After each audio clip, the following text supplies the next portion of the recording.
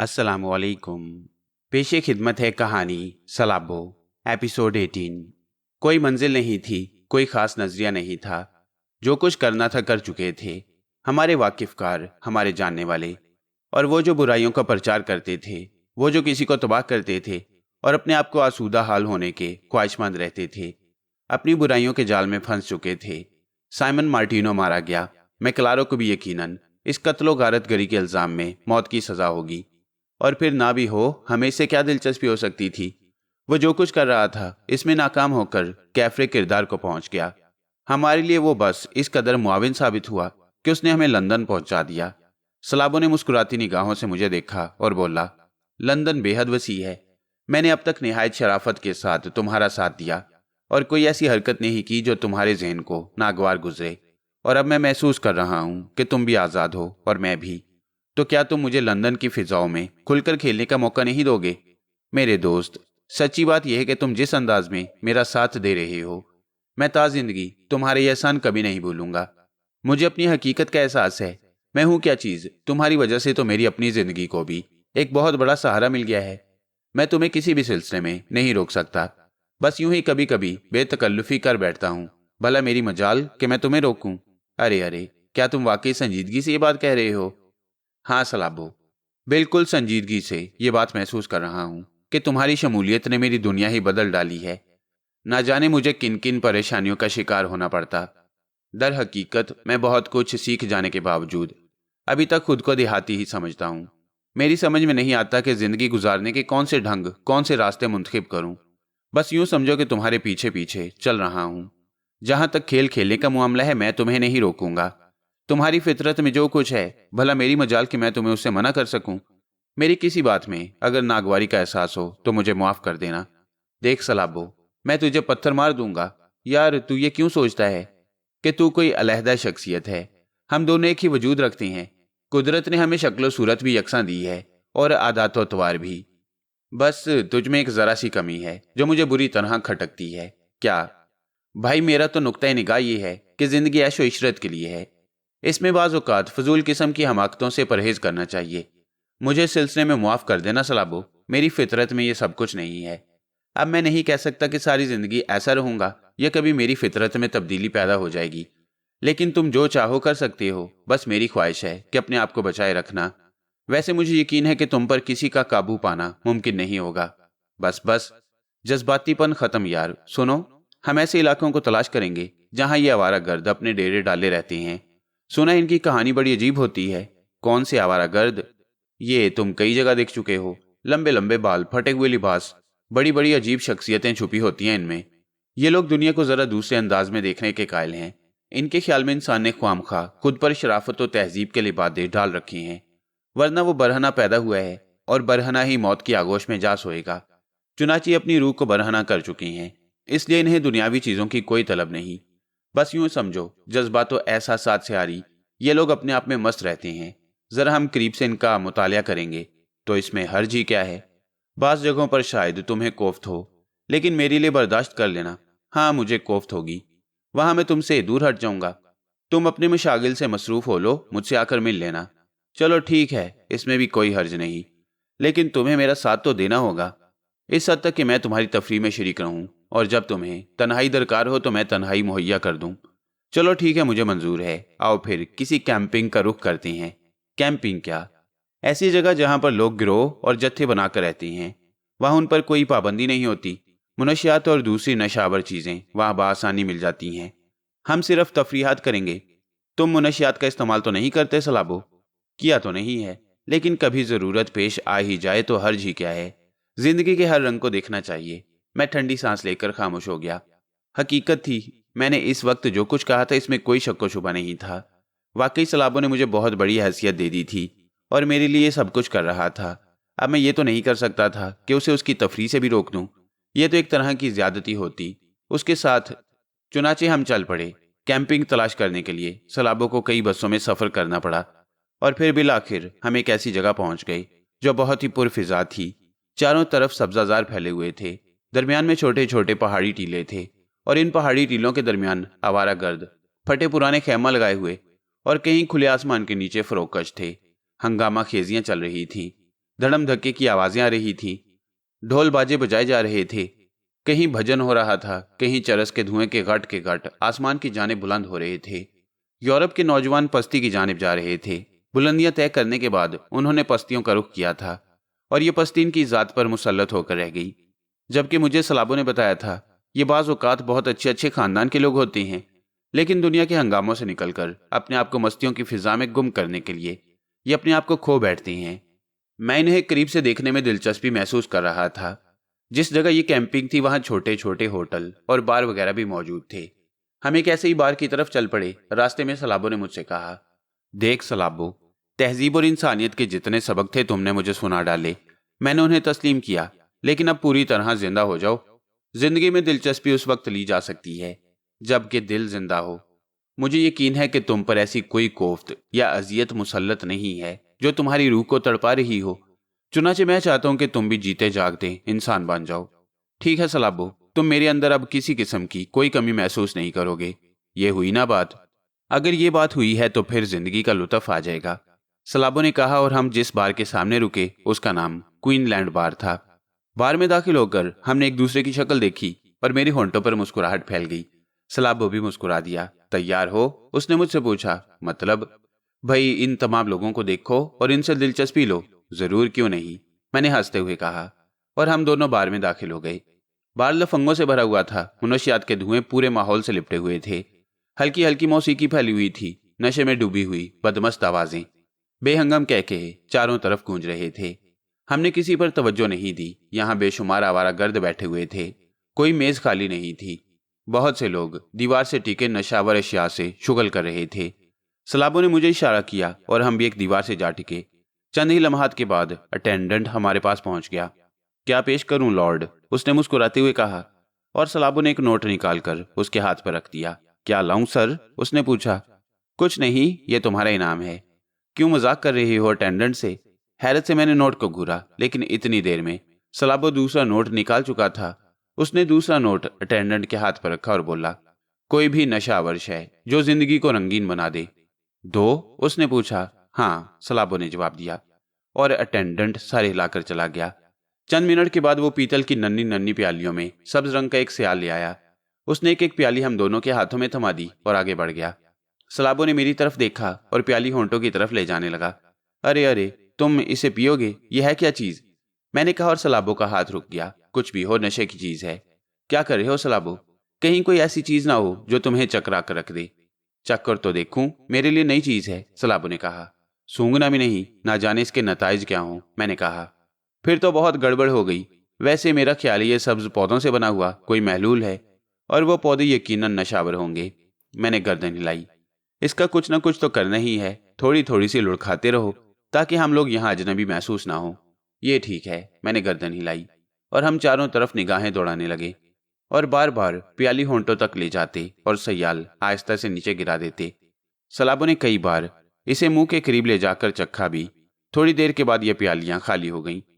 थोड़ी ही दूर एक आवारा गर्द ने मेज पर खड़े होकर रक्स करने की कोशिश की तो दोनों आदमी आगे बढ़े। दोनों ही सूरत से भयानक नजर आ रहे थे और उन्होंने रक्स करने वाले को पकड़ लिया। बस बस, तुम्हारा कोटा पूरा हो गया है, उनमें से एक ने जोर से कहा। नहीं नहीं, मैं अभी जीना चाहता हूं। हरकतें तो तुम मरने की सी कर रहे हो। चलो नीचे उतरो। सुनो, मुझे रक्स करने दो। अभी तो सफेदी स्याही में नहीं बदली, मैं नहीं जाऊंगा। इनमें से एक शख्स ने अटेंडेंट को आवाज दी और अटेंडेंट जल्दी से उनके करीब पहुंच गया। इसका बिल मिल गया? Yes sir. फिर ठीक है। उन्होंने गर्दन हिलाई और दोनों ने मिलकर इस शख्स को मेज से उतार लिया और उसे लटकाए हुए बाहर ले जाने लगे। दरवाजे के करीब पहुंचकर उन्होंने दरवाजा खोला और उसे बाहर उछाल दिया। फिर वह इत्मीनान से हाथ झाड़ते हुए अंदर आ गए। बाहर गुजरने वाले की तरफ उन्होंने तवज्जो भी नहीं दी। गुड, यहाँ आने वालों के साथ ये सलूक भी होता है? हाँ, वो जो आउट हो जाते हैं, सलाबों ने गर्दन हिलाकर कहा और मैं पुरख्याल निगाहों से चारों तरफ देखने लगा। अजीब सी फिजा थी, एक दूसरे से बेनियाज, अपने अपने मशागिल में मगन। कुछ हंगामा होना चाहिए यार, मजा नहीं आ रहा, सलाबों ने चारों तरफ देखते हुए कहा। मसलन कैसा हंगामा? मैंने सवाल किया। कुछ ना कुछ करना होगा। ये दोनों आदमी, मेरा मतलब है ये जिन्होंने इसे उठाकर बाहर फेंका है, खासे तनोमंद मालूम होते हैं। आओ जरा देखें तो सही, सूरत हाल मालूम करें यहाँ क्या क्या होता है। ओके चलो। मैंने गहरी सांस लेकर कहा और हम वहां से आगे बढ़ गए। लेकिन सलाबों के हंगामा करने की ख्वाहिश दिल ही में रह गई। उसकी निगाह एक तरफ उठ गई। उसने मुझे कोहनी से ठोका दिया और मैंने उस तरफ निगाह डाली। मैं खुद भी देखता ही रह गया। इंतहाई खुश लिबास औरत थी। बेपनाह खूबसूरत नहीं थी, लेकिन बेपनाह पुरकशिश जरूर थी। वो मुकामी नहीं मालूम होती थी। खदोखाल बता रहे थे कि कम से कम उसका ताल्लुक लंदन से नहीं। हमारी निगाह उससे मिली तो उसके होंठों पर खफीफ सी मुस्कुराहट फैल गई। Good, very good. देखा सलाबो, कम से कम यूरोप में ये बात बहुत ही अच्छी है कि कहीं भी निगाह डालो पजीराई हो ही जाती है। मैं इस सिलसिले में इसके अलावा और क्या कह सकता था। अचानक सलाबो अपनी जगह से आगे बढ़ गया। मुझे उसने वहीं छोड़ दिया। चंद लम्हात के बाद वो लड़की के करीब पहुंच गया। ना जाने उसने लड़की से क्या कहा। लड़की मुस्कुराकर उसे गुफ्तगू करने लगी। तब चंद लम्हात के बाद सलाबो ने मुझे इशारा किया और मैं खुद भी उसके करीब पहुंच गया। ओ माय गॉड, आप दोनों कितने हमशक्ल हैं। आपके खदोखाल से अंदाजा लगाना भी मुश्किल होगा कि आप में से कौन कौन है। वो मुतहय्यराना अंदाज में बोली। वैसे आप लोग भाई हैं। भाइयों से बढ़कर। भाइयों में तो कभी इख्तलाफ भी हो जाता है, लेकिन हम लोग। मैं आपसे मुतारिफ हो सकती हूँ। मेरा नाम नोबल है और ये नोबल 2 है।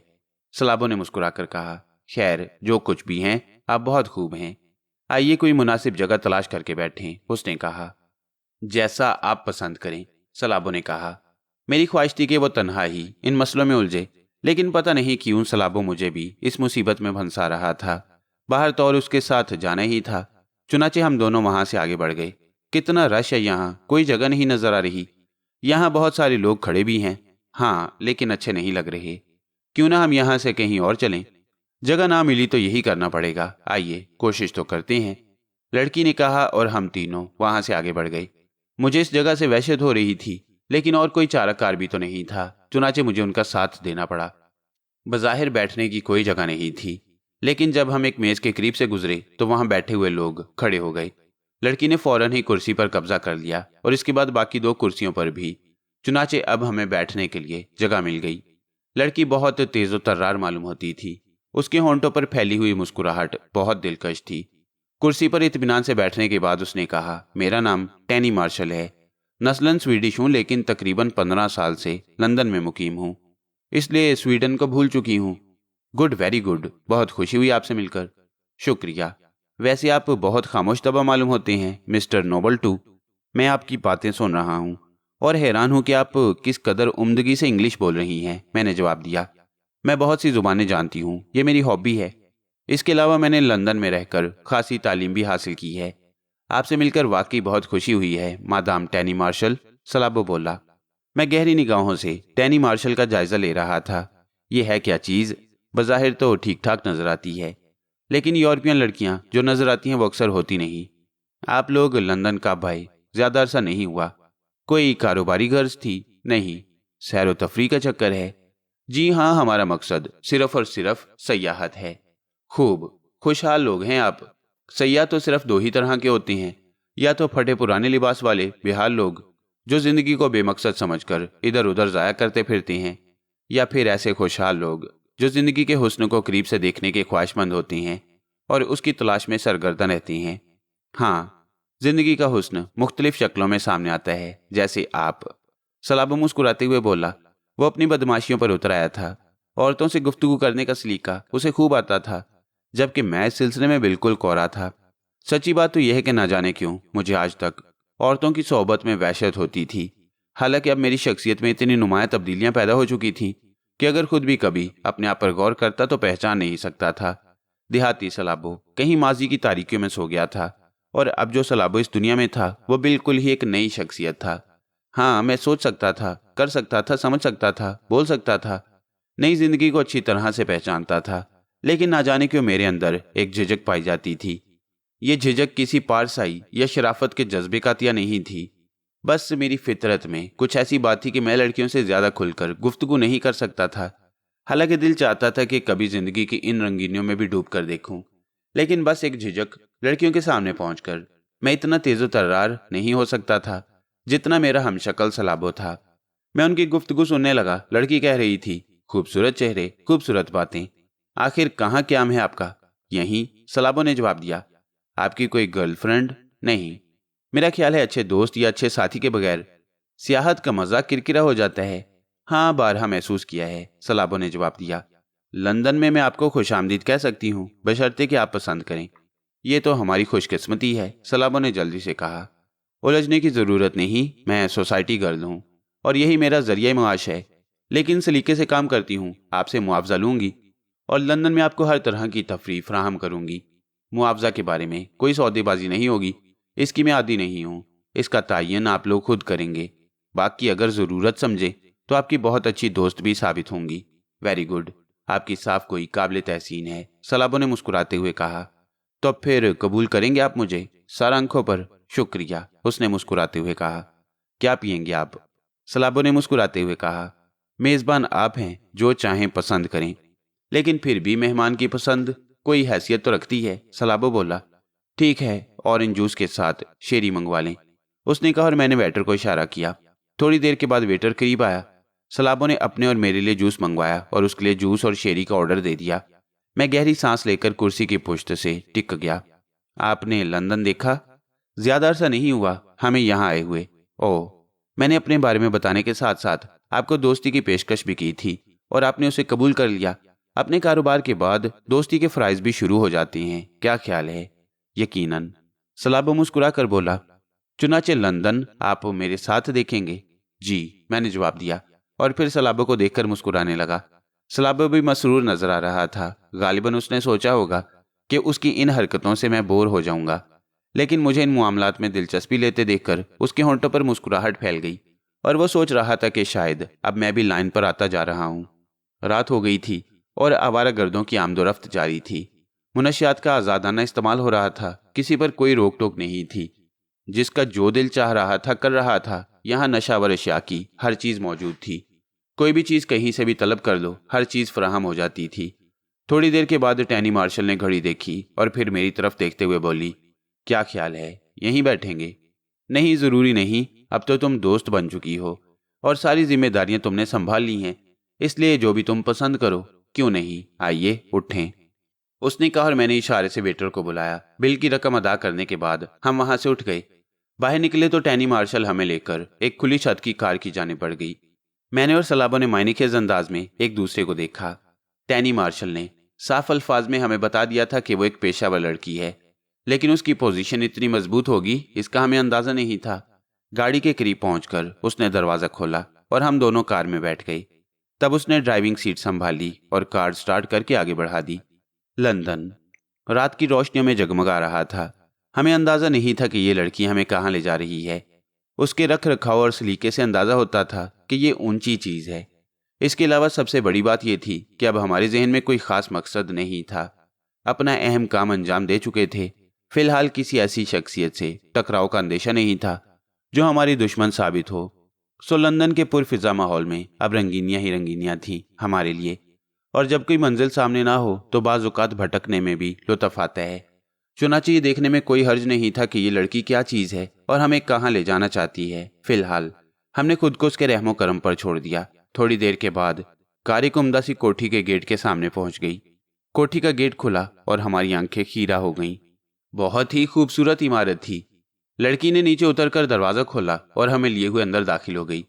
फिर उसने हमें ड्राइंग रूम में बिठाया। ड्राइंग रूम क्या था, नवादरात की दुकान मालूम हो रहा था। कद्यावर मुजस्मे, दौरे फिर आईना की तस्वीरें, चमड़े का फर्नीचर, मोटा कालीन, चीनी ज़रूफ आला किस्म के मेज़पोश, फाइटिंग की बेशुमार तस्वीरें, चीकोस्लोवाकिया का बलौरी फानूस, वो हम पर बुरी तरह असरअंदाज हो रही थी। हमें बिठाने के बाद उसने हमसे इजाज़त मांगी और बोली, मैं अभी चंद लम्हात में वापस आती हूँ। ज़रूर ज़रूर, सलाबो ने मुस्कुराते हुए कहा और जब वो चली गई तो वो होंठों को सीटी की शक्ल में सिकोड़ कर बोला, वाकई अनोखी शख्सियत है, क्या ख्याल है तुम्हारा? यकीनन, लेकिन अजीब सा एहसास हो रहा है सलाबो। मसलन, क्या एक कॉल गर्ल का मकान इतना खूबसूरत हो सकता है? भाई, ये यूरोप है। यहाँ बड़े बड़े कारखाने हैं, मिलें हैं, फैक्ट्रियाँ हैं और उन्हीं में एक कारोबार ये भी है। टैनी मार्शल वाकई एक स्टैंडर्ड की औरत है, उसने जवाब दिया और मैं खामोश हो गया। अभी हमें यहाँ बैठे ज्यादा देर नहीं गुजरी थी कि एक दीवार से एक खला खुला और फिर वहां से एक ट्रॉली निकलकर अंदर आ गई। खुदकार ट्रॉली थी और बड़े ही अजीबोगरीब अंदाज में हमारे सामने आई और इसके साथ ही हमें एक आवाज़ सुनाई दी, आपकी पसंद हाजिर है। ट्रॉली पर शराब की बोतलें सजी हुई थीं, लेकिन जाहिर है ये हमारी पसंद नहीं थी। हमने कोई जवाब ना दिया और इंतजार करते रहे। चंद लम्हात के बाद वो वापस आ गई। उसके बदन का लिबास तब्दील हो चुका था और इस लिबास में भी वो बहुत हसीन नजर आ रही थी। दिन भर की थकन के बाद रात आराम के लिए होती है। मगर मिस्टर नोबल, मेरा मतलब है नोबल 2, आप तन्हा हैं। क्या आप तन्हा रहना ही पसंद करेंगे? हाँ, मुझे तन्हाइयाँ बहुत पसंद हैं, लेकिन मैं आपको तन्हा नहीं रहने दूंगी। मैं आपकी मेज़बान हूँ आज की रात। नहीं मैडम टैनी, अगर मैं किसी साथी की ज़रूरत महसूस करूंगा तो आपसे कह दूंगा। मगर ये अजीब बात नहीं होगी, क्यों मिस्टर नोबल 1, आप बताइए। मेरा दोस्त इसी किस्म का आदमी है, आप इसकी परवाह मत करें, इसमें कोई हर्ज नहीं है। Sorry, very sorry. फिर मैं इसके लिए क्या करूं? आप इसके लिए एक उम्दा सी ख्वाबगाह का बंदोबस्त करें और बस। सलाबो ने जवाब दिया और टैनी ने मुस्कुराकर शाने हिला दिए। दर हकीकत जो ख्वाबगाह मुझे दी गई थी वो बेहद खुशनुमा थी। मैं ज़रूरियात से फारिग होकर बिस्तर पर लेट गया। सलाबो को मैं इन लुग़वियात से नहीं रोक सकता था और फिर मुझे इसका हक भी नहीं पहुंचता था। वो जो कुछ भी करता है करता रहे, मुझे इससे क्या मतलब। मुझे तो अपने काम से काम रखना था। अलबत्ता मैंने ये फैसला कर लिया था कि अपनी ज़िंदगी पर यूरोप के रंग नहीं चढ़ने दूंगा। जैसे भी गुजरेगी गुजारता रहूंगा। इस फैसले ने मुझे मुतमईन कर दिया। चुनाचे मुझे पुरसुकून नींद आ गई। दूसरी सुबह नाश्ते के मेज़ पर ही उनसे मुलाकात हुई थी। एक मुलाजमा ने, जो अच्छी खासी शक्ल सूरत की मालिक थी, मुझे नाश्ते के कमरे में पहुंचा दिया। सलाबो मुझे देखकर मुस्कुराया। उसके चेहरे पर शगुफ्तगी फैली हुई थी। नज़दीक ही टैनी मार्शल बैठी हुई थी। वो भी बहुत मसरूर नजर आ रही थी। गालिबन उसने हमारी माली हैसियत का अंदाज़ा लगा लिया था, या फिर यह भी मुमकिन था कि सलाबो ने उसे माली तौर पर मुतमईन कर दिया हो, क्योंकि हमारे पास नोटों की एक बड़ी तादाद मौजूद थी और ये वही नोट थे जो हमने हीरों के सिलसिले में हासिल किए और इसमें से एक छोटा सा हिस्सा अपने लिए वक्फ कर लिया। वैसे मुझे इस बात का इल्म था कि सलाबो जैसे पुरस्कार शख्स के लिए दौलत के हसूल में कोई दिक्कत नहीं हो सकती थी, ताहम मैंने उसके मामले में मदाखलत नहीं की। नाश्ते के बाद सलाबो ने मेरी तरफ देखा और बोला, मैडम टैनी मार्शल का कहना है कि अगर लंदन उनके साथ देखा जाए तो ज्यादा हसीन महसूस होगा। तुम्हारा क्या ख्याल है सलाबो? मैं तुम्हारे किसी मसले में मदाखलत नहीं करता और ना ही करना चाहता हूँ, मैंने जवाब दिया। यार, लेकिन तुम अपने तौर पर तन्हा तन्हा मुझे अजीब से लगते हो। मैं तन्हा नहीं हूँ, तुम दोनों मेरे साथ हो, मैंने मुस्कुराकर कहा। ताज्जुब की बात है मिस्टर नोबल 2, आप अपने आप को मुतमईन समझते हैं, हालांकि इंसान अपनी तन्हा जिंदगी में आज तक कभी मुतमईन नहीं हुआ। इंसान में फ़र्क होता है मैडम टैनी। मुमकिन है आपने ऐसे इंसानों का तजुर्बा किया हो, मैंने मुस्कुराकर कहा और वो भी मुस्कुरा दी। मुमकिन है ऐसा हुआ हो, मुझे इस बात से इनकार नहीं है। फिर सलाबो बोला, लेकिन डियर, मैडम टैनी का कहना है कि तुम तन्हा बोर हो जाओगे। भाई देखो ना, तफरीही जगहों पर किसी साथी का होना ज़रूरी है। फ़र्ज़ करो मिस्टर मार्शल मुझसे गुफ्तगू कर रही हैं और तुम अपने आप को तन्हा महसूस कर रही हो, तो कैसा लगेगा? मुझे बिल्कुल बेहतर लगेगा। अगर तुम लोग चाहो तो मैं वादा करता हूँ तुम लोगों से 200 कदम अलग रहूंगा। अरे नहीं नहीं, ये बात नहीं है। चलो जैसी तुम्हारी मर्जी, सलाबो ने कहा। हम लोग तैयार हो गए और थोड़ी देर के बाद हम टैनी की कार में बैठकर चल पड़े। टैनी मार्शल हमें लंदन के मखसूस मुकामात की सैर कराती रही। थोड़ा बहुत लंदन हम पहले भी देख चुके थे और अब उसके साथ देख रहे थे तो वाकई लुत्फ आ रहा था। वह हमें हर जगह के बारे में बताती जा रही थी। थोड़ी देर के बाद हम साउथ एंड सी के इलाके में पहुंच गए। यहाँ मैं पहले भी आ चुका था, लेकिन उस वक्त सिर्फ ज़रूरत हमें यहाँ लाई थी। साउथ एंड सी के इलाके में होटल ग्रांड बहुत खूबसूरत होटल था। यहाँ ज़्यादातर उम्र आते थे, देखने की चीज़ थी। इतना साफ और शफाफ था कि फर्श पर पाँव रखो तो फिसल जाए। बहुत कम मेज़ें भरी हुई थीं। लोग इंतहाई खामोशी से गुफ्तगू कर रहे थे। हम वहाँ एक मेज़ के गिर्द बैठ गए। टैनी ने अपने लिए एक हल्की शराब मंगवाई और हमारे लिए मशरूब। अभी हम मशरूबात से शुगल कर रहे थे कि होटल में 4-5 आदमी दाखिल हुए। उनमें से एक तनोमंद सा आदमी था जो चेहरे से अच्छा नजर नहीं आता था। अंग्रेज़ों के चेहरों पर हिंदुस्तानी स्टाइल की मूंछें ज़रा कम ही नजर आती हैं, लेकिन वो इसी किस्म की मूंछें रखे हुए था। आंखें भी खूंखार थीं और उबली पड़ रही थीं। वो हॉल में घुसकर इधर उधर देखने लगा, फिर आहिस्ता आहिस्ता कदमों से हमारी जानिब बढ़ाया। उसकी निगाहें हम पर जमी हुई थीं। क्या ख्याल है, यही लोग हैं? उसने पलट कर अपने साथियों की तरफ देखा। हाँ, यकीनन यही दोनों होंगे। आप देख रहे हैं चीफ, ये दोनों हम शक्ल हैं। क्या बात है, क्या हो गया? टैनी मार्शल ने हैरत से सवाल किया, लेकिन आगे वाले द्योकामत शख्स ने टैनी मार्शल की तरफ हाथ बढ़ाया और उसके बाल मुट्ठी में जकड़ लिए। टैनी की हलक से एक हल्की सी चीख निकल गई। इतनी मुहज्जब, इतनी बासलीका लड़की के साथ ये सलूक नाकाबिले बर्दाश्त था। मैं उछलकर खड़ा हो गया और सलाबो ने भी मेरी पैरवी की। तवीलुल कामत शख्स ने टैनी को एक कुर्सी पर खड़ा किया और जोर से एक जानिब धक्का दे दिया। टैनी दूसरी जानिब जा पड़ी, लेकिन इससे ज्यादा बर्दाश्त करना मेरे लिए नामुमकिन था। दूसरे लम्हे मेरा घुंसा उसकी नाक पर पड़ा और वह बिलबिला कर रह गया। वो इस अचानक हमले का मुतवक्का नहीं था, चुनाचे चक्कर खा गया। और फिर ये मेरा हाथ था, किसी और का नहीं, हथौड़े वाला हाथ। हथौड़े ही की मानंद उसकी नाक पर पड़ा। वो चित गिरा, लेकिन इसके साथ ही मुझ पर टूट पड़े। सलाबो लड़ाई का इतना माहिर नहीं था, लेकिन उस वक्त उसने भी काम दिखाया। उसने निहायत फुर्ती से मेज उल्टी और वो चारों आदमी मेज के नीचे दब गए। टैनी बेख्तियार खड़ी हो गई, उसके हलक से गुर्राहटें निकल रही थीं। वो फुर्ती से आगे बढ़ी और नीचे गिरे हुए एक शख्स के पेट पर जोरदार ठोकर मारी, लेकिन उसने टैनी की टांग पकड़ ली। दूसरे ही लम्हे वो धड़ाम से नीचे गिरी। वो चारों आदमी जो मेज की जद में आकर एक लम्हे के लिए नाकारा हो गए थे, फिर मुस्ताद हो गए और फुर्ती से खड़े होकर मुझ पर टूट पड़े। मैं अब लड़ने के लिए तैयार था, चुनाचे मैंने अपने दाव दिखाने शुरू किए और हकीकत यह कि चंद लम्हात में उन पर हावी रहा। मैंने उन्हें मुक्कों की जद पर रख लिया, लेकिन बहुत ज्यादा देर तक मैं उन पर काबू ना रख सका। पीछे से किसी ने मुझ पर हमला किया और मेरी गर्दन पर इतनी जोर से जरब पड़ी कि मैं चक्कर खाकर नीचे गिरा। सलाबो उस शख्स से लिपटा हुआ था जो जिसामत में सलाबो से कहीं ज्यादा था। ये वही आदमी था जिसकी आंखें बाहर निकली हुई थी। अचानक टैनी मार्शल ने पिस्तौल निकाल लिया। मुझे और सलाबो को ये इल्म नहीं था कि पिस्तौल उसके पास मौजूद है। उसने मुझे मुखातिब किया, नोबल 2 पकड़ो, उसने कहा और पिस्तौल मेरी जानिब उछाल दिया। पिस्तौल पकड़ने का अमल बेख्तियार ही था। मैंने उसे संभाल लिया और दूसरे ही लम्हे उसका रुख उनमें से एक आदमी की तरफ करके ट्रैगर दबा दिया। पिस्तौल से गोली चली और एक आदमी के सीने में सुराख हो गया। एक लम्हे के लिए सन्नाटा छा गया, लेकिन दूसरे लम्हे कभी हैकल आदमी ने सलाबो को उठाकर जमीन पर दे मारा। मेरी दूसरी कोशिश इज़्तरारी थी। मैंने उस शख्स का निशाना लिया और दूसरा फायर कर दिया। उसने सर पर दोनों हाथ रखे और जमीन पर ढेर हो गया। बाकी 3 चीखते हुए बाहर भाग गए।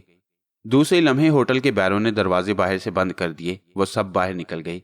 होटल के अंदर हम सिर्फ 3 अफराद रह गए, या फिर वो लाशें जो हमारे देखते ही देखते ठंडी हो गई थीं।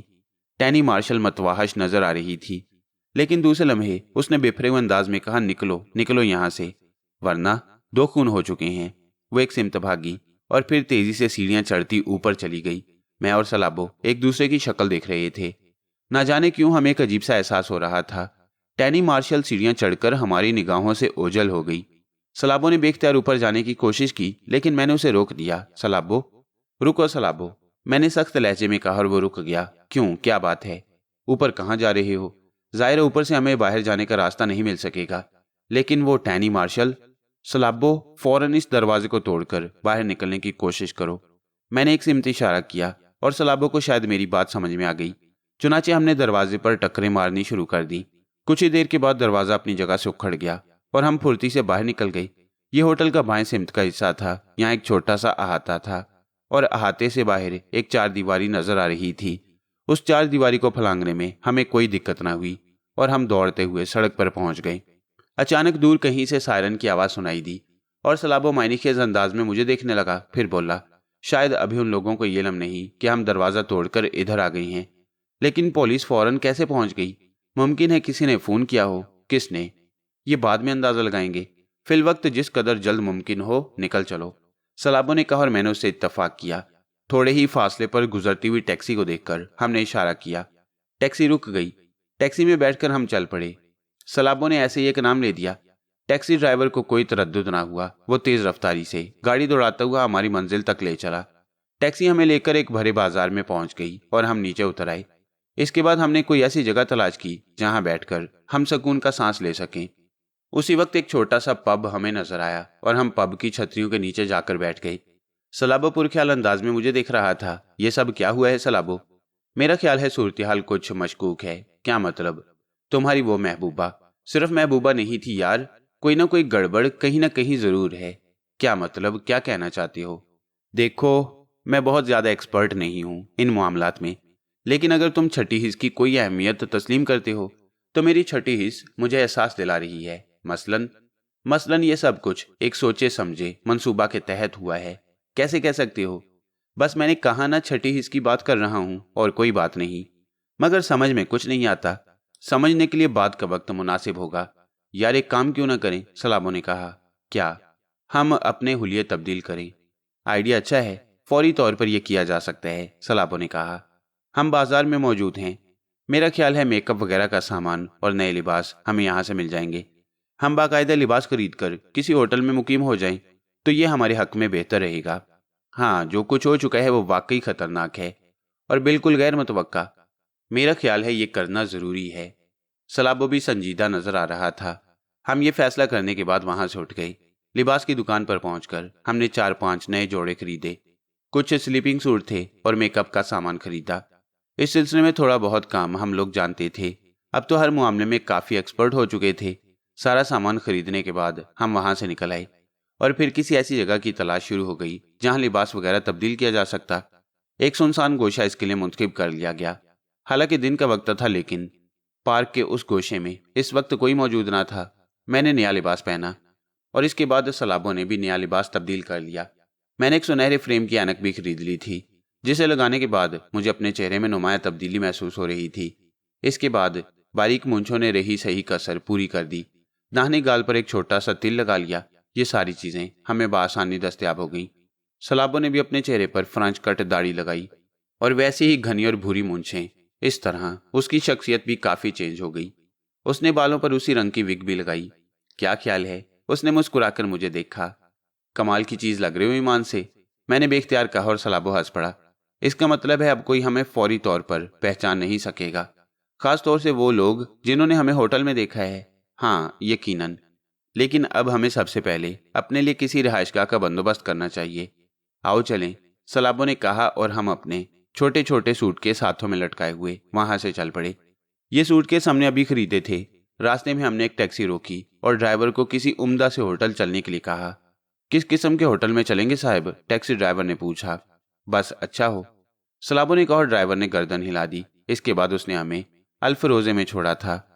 अल्फरोजे की इमारत दूर ही से शानदार नजर आती थी। करीब पहुंचने से उसकी अफादियत का और अंदाजा हुआ। बहुत ही खूबसूरत होटल था। यहाँ हमें कमरा मिल गया। हमने डबल रूम ही हासिल किया था। मसनूई नाम लिखवाकर हम अपने कमरे में आ गए। यहाँ पहुंचने के बाद हम गहरे गहरे सांस लेने लगे। जो वाकया हो गया था वो वाकई हौलनाक था।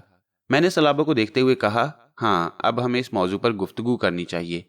कहो कहो, क्या कहना चाहते हो? मैं मुंतजिर हूँ। सलाबो, मेरे हाथ से 2 कत्ल हो गए हैं, तो इससे क्या फर्क पड़ता है? यार, इससे पहले भी तुम कत्ल कर चुके हो। कसूर तुम्हारा तो नहीं है। यकीनन यह हमारे खिलाफ कोई गहरी साजिश थी। तुम इसे साजिश कैसे कह सकती हो यार? कमाल है यार, थोड़ी देर पहले तुम ही ने तो इस तरफ इशारा किया था। हाँ, मैंने किया था। तुमने इस बारे में सोचा? हाँ। क्या अंदाजा लगाया तुमने? मैंने मुतजस्सिस अंदाज में पूछा। वो लड़की मेरी निगाहों में मशकूक हो गई है। टैनी मार्शल? हाँ, वो यकीनन इस हैसियत की मालिक नहीं थी जिसका उसने इजहार किया। वो एक मामूली कॉल गर्ल थी, लेकिन उसका रहन सहन काबिल हैरत था। अगर वो इतने आला दर्जे की कोठी की मालिक थी तो फिर उसे ये गंदा कारोबार करने की क्या जरूरत थी? और वो भी इस घटिया अंदाज से, क्याम से होटलों में लोगों को फांसना और उन्हें इस तरह से अपने घर तक लाना। तुम्हारा क्या ख्याल है? टैनी गलत औरत थी। मुझे यही महसूस हो रहा है। मसलन किस अंदाज में वो गलत थी? उसने हमें फांसने के लिए कोई जाल बिछाया और हम बआसानी उसके जाल में फंस गए और उसने हमें कातिल बना दिया। तुम ये बताओ, अगर तुम्हारे पास पिस्तौल ना होता तो तुम किसी को कत्ल कर सकते थे? हरगिज नहीं। और वो पिस्तौल तुम्हें टैनी मार्शल ने दिया था? हाँ, और उस वक्त दिया था जब सूरत हाल अरूज पर थी। यानी इसके सिवा और कोई चारा नहीं था कि तुम जो चाहो करो।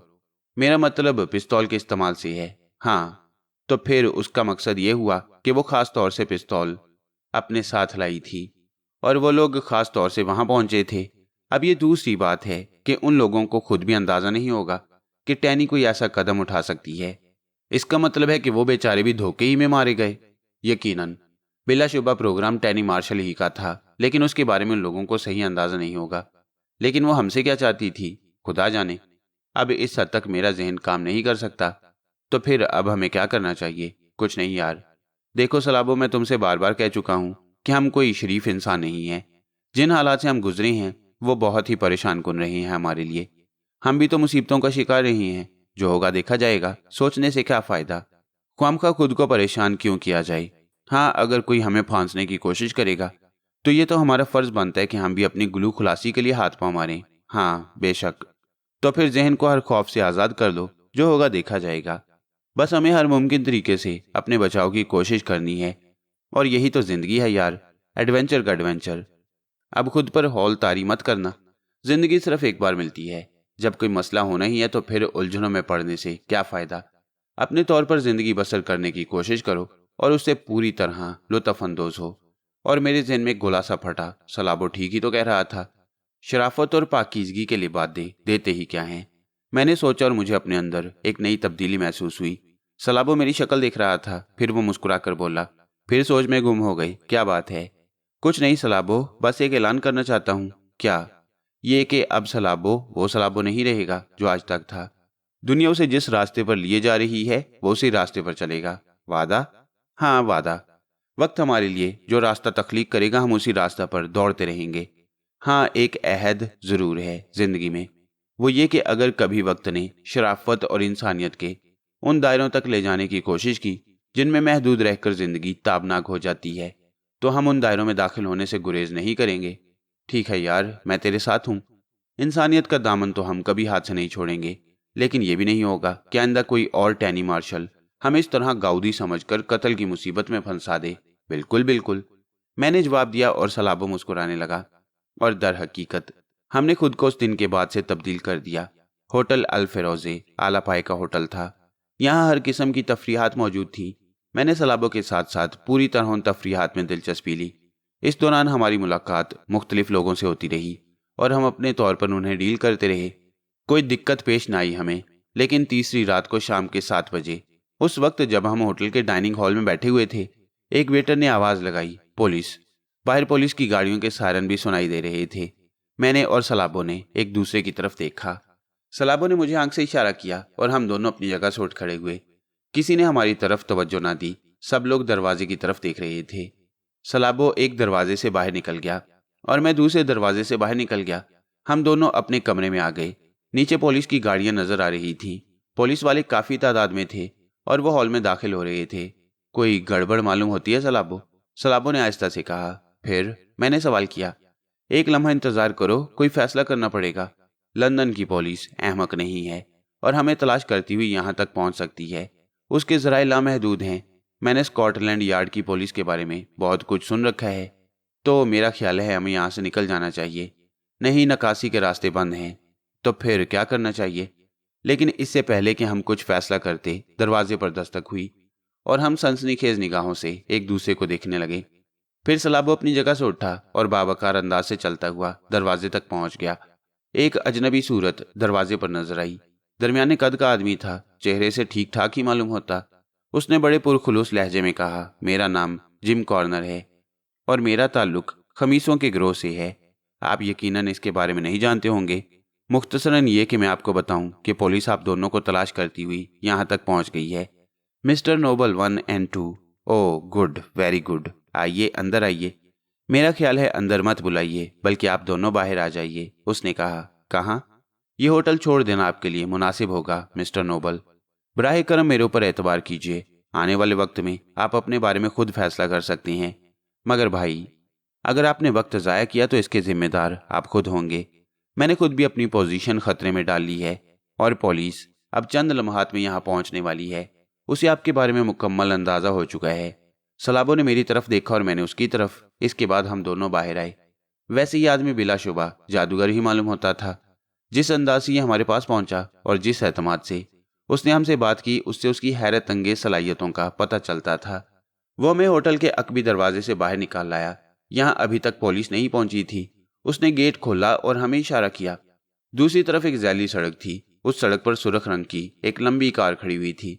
उसने जल्दी से कार का दरवाजा खोला और हमें अंदर बैठने का इशारा किया। अब इसके सिवा और कोई चाराकार भी नहीं था कि हम अंदर बैठ जाएं। कार स्टार्ट हो गई।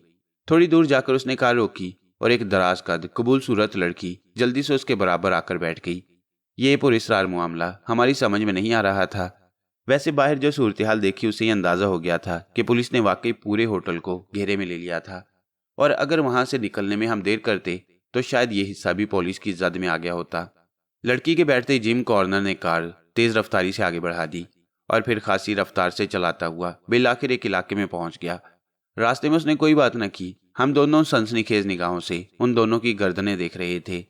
थोड़ी देर के बाद जिम कॉर्नर ने कार एक छोटे से खुशनुमा बंगले के सामने रोक दी और उसे एक साइड करके लॉक कर दिया।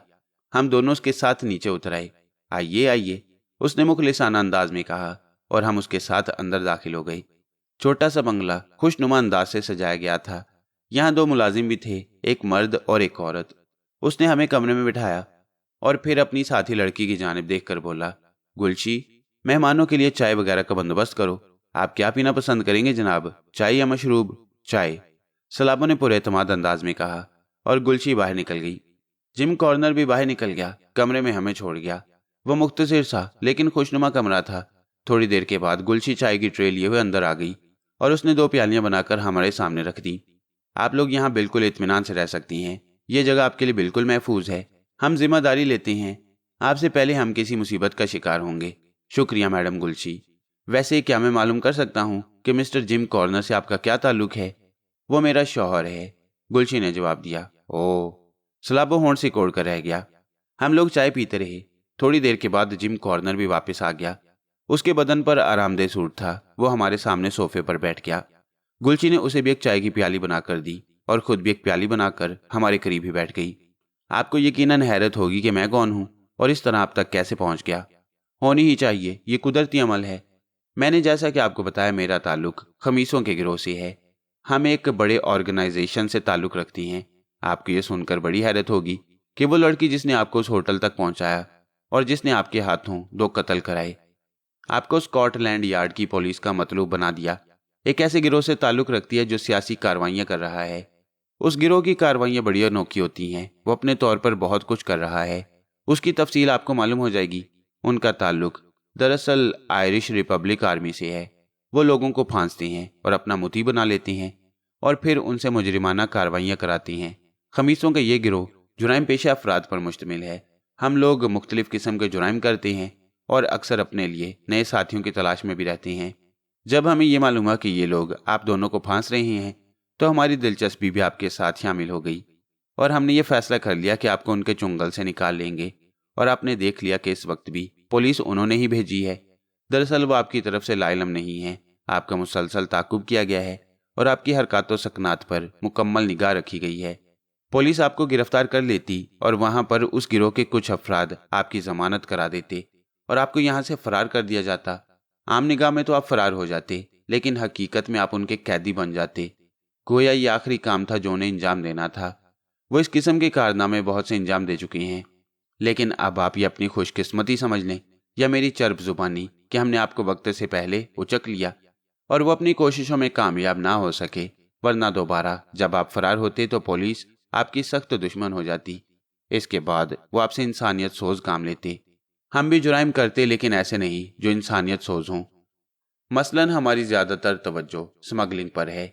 अब हम आपको अगर यहाँ से निकाल दें, सिर्फ मामूली शराइत के साथ, तो क्या आप इसको पसंद करेंगे? सलाबो गौर से उस शख्स की बातें सुन रहा था। फिर उसके होंठों पर मुस्कुराहट फैल गई। यकीनन पसंद करेंगे। आप इस बात पर पूरा भरोसा कीजिए कि जो कुछ मैं कह रहा हूं उसमें कोई फ्रेब नहीं। हम इंसानियत के फलाह के लिए मसरूफ़ी अमल नहीं हैं और अपनी ज़ात के लिए सब कुछ कर रही हैं। और ज़ाहिर है कि काम के लिए हमें भी नित नए आदमियों की ज़रूरत रहती है, क्योंकि वो पुलिस की निगाहों में नहीं होते। हमने आपको इसलिए मुंतखब किया है कि आप हमारा काम करें और हम आपकी जान बचाने के लिए काविशें करें। मेरा ख्याल है ये सौदा आपके लिए बुरा नहीं रहेगा। फैसला आपके हाथ में है। हम आपको यहाँ से बखुशी जाने की इजाज़त दे देंगे, लेकिन उसके बाद हम अपने मकासद तर्क कर देंगे। गोया अगर आप पुलिस के काबू में आ गए तो वो आपकी तकदीर होगी, और अगर आप चाहें तो हमारे साथ शामिल हो जाएं, वरना आप बखुशी इनकार कर सकती हैं। बड़ा दिलचस्प सा मामला पड़ा था, सलाबो ने कहा। हमें सोचने के लिए कुछ वक्त तो दिया जाएगा, क्यों नहीं? 24 घंटे आपको दिए जा सकती हैं। इस दौरान आपको फैसला कर लेना होगा, चूंकि इसके बाद हम अपनी काविशें शुरू कर देंगे। ठीक है, हमें इस पर कोई एतराज़ नहीं, सलाबो ने जवाब दिया और वो दोनों मुतमईन हो गए। फिर लड़की ने कहा, मैंने आपके लिए ख्वाबगाह का बंदोबस्त कर दिया है। अगर आप चाहें तो आराम कर सकते हैं वहाँ। नहीं, अभी आराम करने की ज़रूरत महसूस नहीं हो रही। वैसे हमें तन्हाई चाहिए, इसलिए आप हमें ख्वाबगाह बता ही दीजिए। आइए। चाय ख़त्म हो गई थी, चुनाचे हम दोनों वहाँ से उठ गए और ख्वाबगाह में आ गए। जिंदगी की रफ्तार खासी तेज़ हो गई थी, और सच्ची बात यह थी कि इस तेज़ रफ्तारी से ना मैं हवास बागता था और ना ही सलाबो। जो ख्वाबगाह हमें गुलशी ने बताई थी वो अच्छी खासी कुशादा और उम्दगी से आरास्ता थी। हम गुलशी से ये पूछना भूल गए थे कि वो यहाँ किस हैसियत से रहती है। ये गिरोह हमारे लिए काफ़ी दिलचस्प था, नाम ही अजीब था। मुखलिस? किसके मुखलिस? अपने मुल्क के, अपने वतन के, या उन नशाबाजों के जिनका नशा अगर इनको ना मिले तो इनकी जान पर बनाती है। काफी देर तक इस ख्वाबगाह में हम दोनों बैठे रहे। अचानक सलाबो ने कहा, सुनो नोबल टू, तुमको ये जगह कैसी लगी? कुछ अजीब सी यार। वैसे ये जिम कॉर्नर क्या चीज है? अचानक ही गायब हो गया। जगह तो अजीब है। मैं ये सोच रहा था कि ये जो मैडम गुलची है ना, ये हमें किसी और चक्कर में ना फंसा दे। क्या मतलब? भाई गरीबुल वतन है, दियारे गैर में है, कौन जाने कौन क्या है। अगर सूरत हाल का सही अंदाजा ना हो सका तो खामखा मुसीबतों का शिकार हो जाएंगे। तुम्हारे लिए तो कोई मुश्किल नहीं है सलाबो, बस मैं हूं जो मुसीबतों का शिकार होता रहता हूं। देखो नोबल टू, तुम अहमक आदमी हो। तुमने अपनी जात पर यह देहातीपन मुसल्लत कर रखा है। हालांकि बाज़ औक़ात तुम्हारी जो शक्लें नजर आती हैं वो इतनी हैरत अंगेज होती हैं मेरे लिए कि मैं हैरान हो जाता हूँ। मुझे यूं महसूस होता है कि तुम सब कुछ कर सकते हो, लेकिन अपने खोल से बाहर नहीं निकल सकते। कौन सा खोल? कौन सा खोल है मेरा? यही कि तुम खुद को दुनिया से नावाकिफ शख्स समझते हो। मेरे दोस्त, इल्मियत बिलाशुबा एक हैसियत रखती है। कॉलेज और यूनिवर्सिटियों की तालीम इंसान को जुबान देती है, लेकिन अक्लो फहम कहीं भी नहीं मिलती। ये कुदरती होती है, और मैंने महसूस किया है कि तुम में वो सब बातें मौजूद हैं।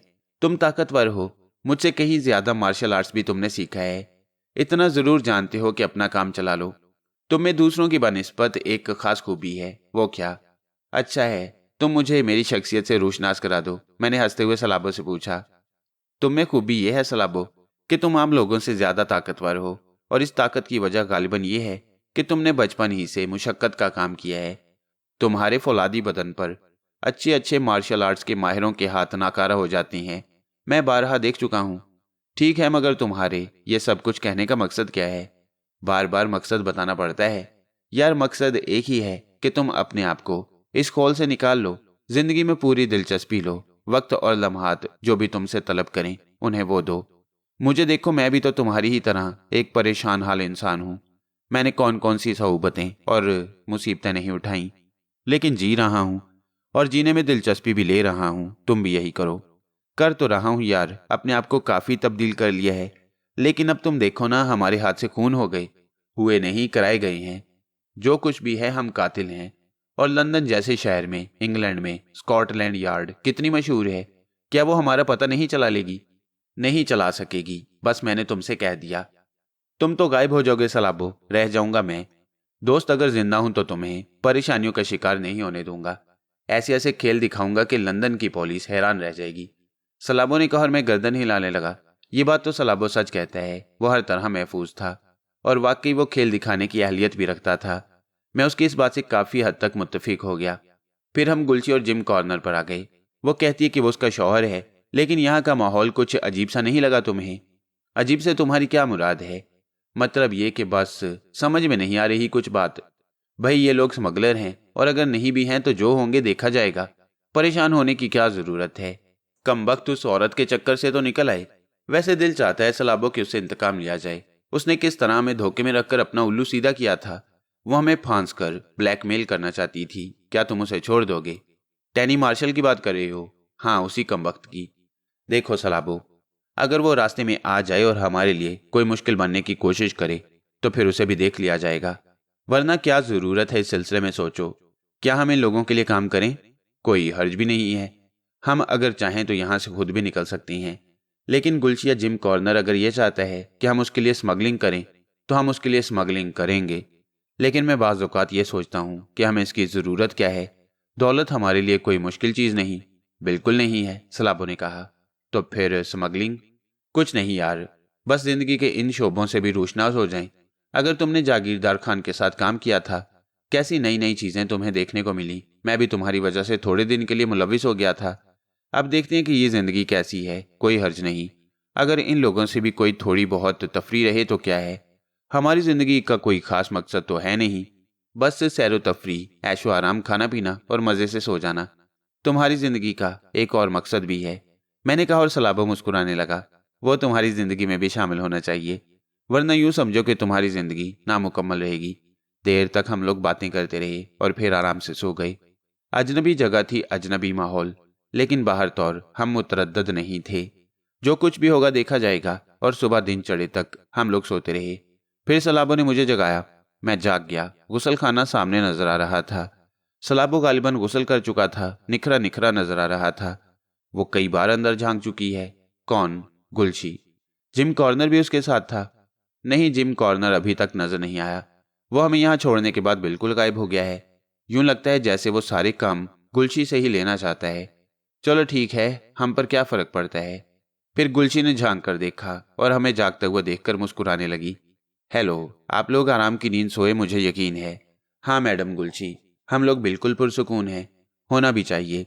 आप लोग दोस्तों के दरमियान हैं। जिम कॉर्नर कहाँ है? वो मसरूफ इंसान है, बहुत कम यहाँ आता है। इसके बावजूद कि वो तुम्हारा शौहर है, मैंने कहा और गुलशी मुस्कुराने लगी। फिर बोली, तुम लोग एशियाई बाशिंदे हो। यूरोप की जिंदगी जरा मुख्तलिफ है। शौहर और बीवी यहाँ बाज़ औक़ात सिर्फ नाम की हैसियत रखती हैं। दोनों के मशागिल अलग अलग होती हैं। एक बात पूछें गुलशी? हाँ पूछो। ये जगह किस हैसियत से है? तुम्हारा अंदाज़ा दुरुस्त है। इस बारे में दरअसल अपने आप को छुपाने के लिए बाज़ औक़ात बहुत से काम करना होती हैं। मसलन यहाँ शौकीन लोग आते हैं और अपनी ज़िंदगी की तफरीहात हासिल करते हैं और चले जाती हैं। यह जगह इसी हैसियत से मशहूर है। लेकिन इन शौकीन लोगों में हमारे काम के भी आदमी शामिल होती हैं और हम इनमें से उनका इंतखाब कर लेती हैं। बड़ा ख़तरनाक जाल बिछाया तुमने गुलशी। एक सवाल मैं और पूछूं? हाँ ज़रूर। तुम्हारे मुखलिसों के इस गिरोह का कोई सरबराह भी ज़रूर होगा? हाँ, क्यों नहीं। सरबराहों के बगैर तो इस किस्म के मामलात चलते ही नहीं। क्या नाम है उसका? क्या हम उससे मुतारिफ हो सकती हैं? मुतारिफ होगे, ज़रूर होगे। वो भी बहुत ज़बरदस्त चीज़ है। अगर बराह रास्त अपने दुश्मनों से भिड़ जाए तो उनके लिए क़यामत बन जाता है। नाम क्या है उसका? मैंडोलिन के नाम से मशहूर है वो, गुलशी ने जवाब दिया। कहाँ रहता है? उसके साथियों को भी नहीं मालूम। ठीक है, और कोई ख़ास बात तो नहीं गुलशी? बस ख़ास बात है कि तुम नाश्ते के लिए तैयार हो जाओ। और दूसरी ख़ास बात यह है कि आज के अखबारात में तुम्हारे बारे में तफसीलात हैं। होटल के हंगामे का भी जिक्र है और उस कत्लो गारत गरी का भी। गुलशी ने जवाब दिया। हम दोनों उसकी शक्ल देखने लगे। इस तरह तो 4 आफात का आगाज हो गया। कुछ नहीं, नाश्ता कर लो, फिर मैं तुम्हारे हुलिये बदल दूंगी। क्या मतलब? मेकअप कर दूंगी तुम्हारे चेहरों पर, गुलशी ने कहा और हम खामोश हो गए। नाश्ता बहुत उम्दा था। गुलशी हमारे साथ थी। ताज्जुब होता था कि ये स्मगलिंग जैसे काम में मुलविस है, वरना आम हालात में तो वो एक घरेलू सी औरत लगती थी। बाहर तो और दुनिया दो रंगी है। किसी की शक्ल देखो, अंदाजा कुछ होता है, नजर कुछ आता है और निकलता कुछ है। नाश्ता के बाद वो हमें मेकअप करने के लिए ले गई। मेकअप का सामान उसने एक कमरे में रखा हुआ था। उसकी साफ दिली हम पर बहुत असरअंदाज हुई।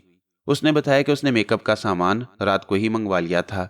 दूसरे कमरे में आकर हमने यह सामान देखा और सलाबो गहरी गहरी सांसें लेने लगा। स्याह रंग की मास्क थी और घुंघराले घने बालों की विग। पहले मेरे चेहरे पर मेकअप किया गया और विग लगाने के बाद मैं अफ्रीकी बन गया। सलाबो मेरी शक्ल देखकर हंस पड़ा। क्यों, इसमें हंसने की क्या बात है? मुझे यकीन है मिस गुलशी, हमारा मेकअप करने के बाद हमें फौरन घर से निकाल देंगी। हमारी शक्लें अब इस काबिल कहाँ रही कि कोई इन्हें अपने घर में रख सके। नहीं, मेरे ख्याल में इस वक्त इससे उम्दा मेकअप करना नामुमकिन था, गुलशी ने जवाब दिया। कालों की तरफ यहाँ जरा कम ही तवज्जो दी जाती है। वैसे परेशान होने की जरूरत नहीं। तुम्हारी शक्लें स्याह जरूर हैं, लेकिन एक बहुत बड़ा तबका खवातीन का कालों पर जान देता है। तौबा तौबा, हम जान लेने और देने के चक्कर से बहुत दूर हैं मैडम गुलशी। अब आप मेरे साथी की शक्ल भी बिगाड़ दीजिए, मैंने कहा और गुलशी हंसने लगी। फिर वो सलाबों के चेहरे की जानिब मुतवज्जा हो गई। थोड़ी देर के बाद सलाबों की शक्ल भी मुझसे मुख्तलिफ नहीं थी। गुलशी अपने काम से फारिग हुई। मेकअप का बकिया सामान उसने ज़ाया कर दिया और उसका नामो निशान तक मिटा दिया ताकि किसी को अंदाज़ा ना हो सके। लेकिन वो अभी इस काम से फारिग हुई ही थी कि दरवाजे की बेल बज उठी। फिर जोरदार दस्तक सुनाई दी और हम सब उछल पड़े। बेल बजाने वाले ने रुककर इंतजार करना मुनासिब नहीं समझा। हमने एक दूसरे की तरफ देखा और फिर गुलशी आहिस्ता से मेरी तरफ रुख करके बोली, तुम्हारा अंदाज़ा गलत नहीं था। ये जगह, जैसा कि मैं तुम्हें बता चुकी हूँ, बाज़ औक़ात अय्याशी के अड्डे के तौर पर इस्तेमाल होती है और तुम यहाँ आए हुए नए गाहक हो। घबराना नहीं, जो कुछ मैंने कहा है उस पर अमल करना। ओके, मैंने जवाब दिया। गुलशी उठकर दरवाजे की तरफ बढ़ गई। दस्तक काफी जोर से हो रही थी। कौन बदतमीज है? ठहरो, ठहर जाओ, दरवाजा क्यों तोड़े दे रहे हो? गुलशी ने कहा और हमने गहरी गहरी सांसें ली। गुलशी ने खुद पर काबू पा लिया था। फिर उसने दरवाजा खोल दिया, लेकिन आने वाले ने उससे कोई गुफ्तगू नहीं की। बढ़ते हुए कदम जैसे पूरी इमारत में फैल गई। उनके दरमियान ही गुलशी की आवाज सुनाई दे रही थी। अरे अरे, कौन हो तुम? डाकू हो क्या? पागल हो गए हो? सुनो, क्या तुम पागल हो गए हो? मैं तुम्हारी रिपोर्ट कर दूंगी। और फिर वो हमारे कमरे तक आ गए। हम इस पोजीशन में थे जैसे इस अचानक हंगामे की वजह मालूम करने निकल रहे हों।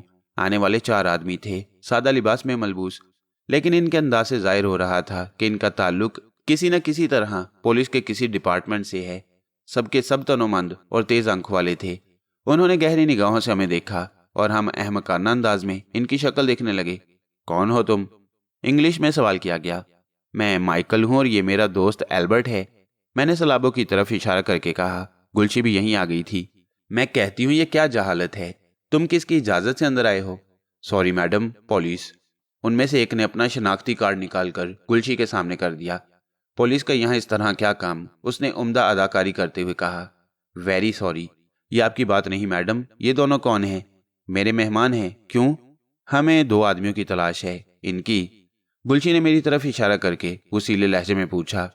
इनकी तो नहीं, आने वालों में से एक ने ठोड़ी खुजाते हुए कहा और फिर जेब से अखबार निकालकर बोला।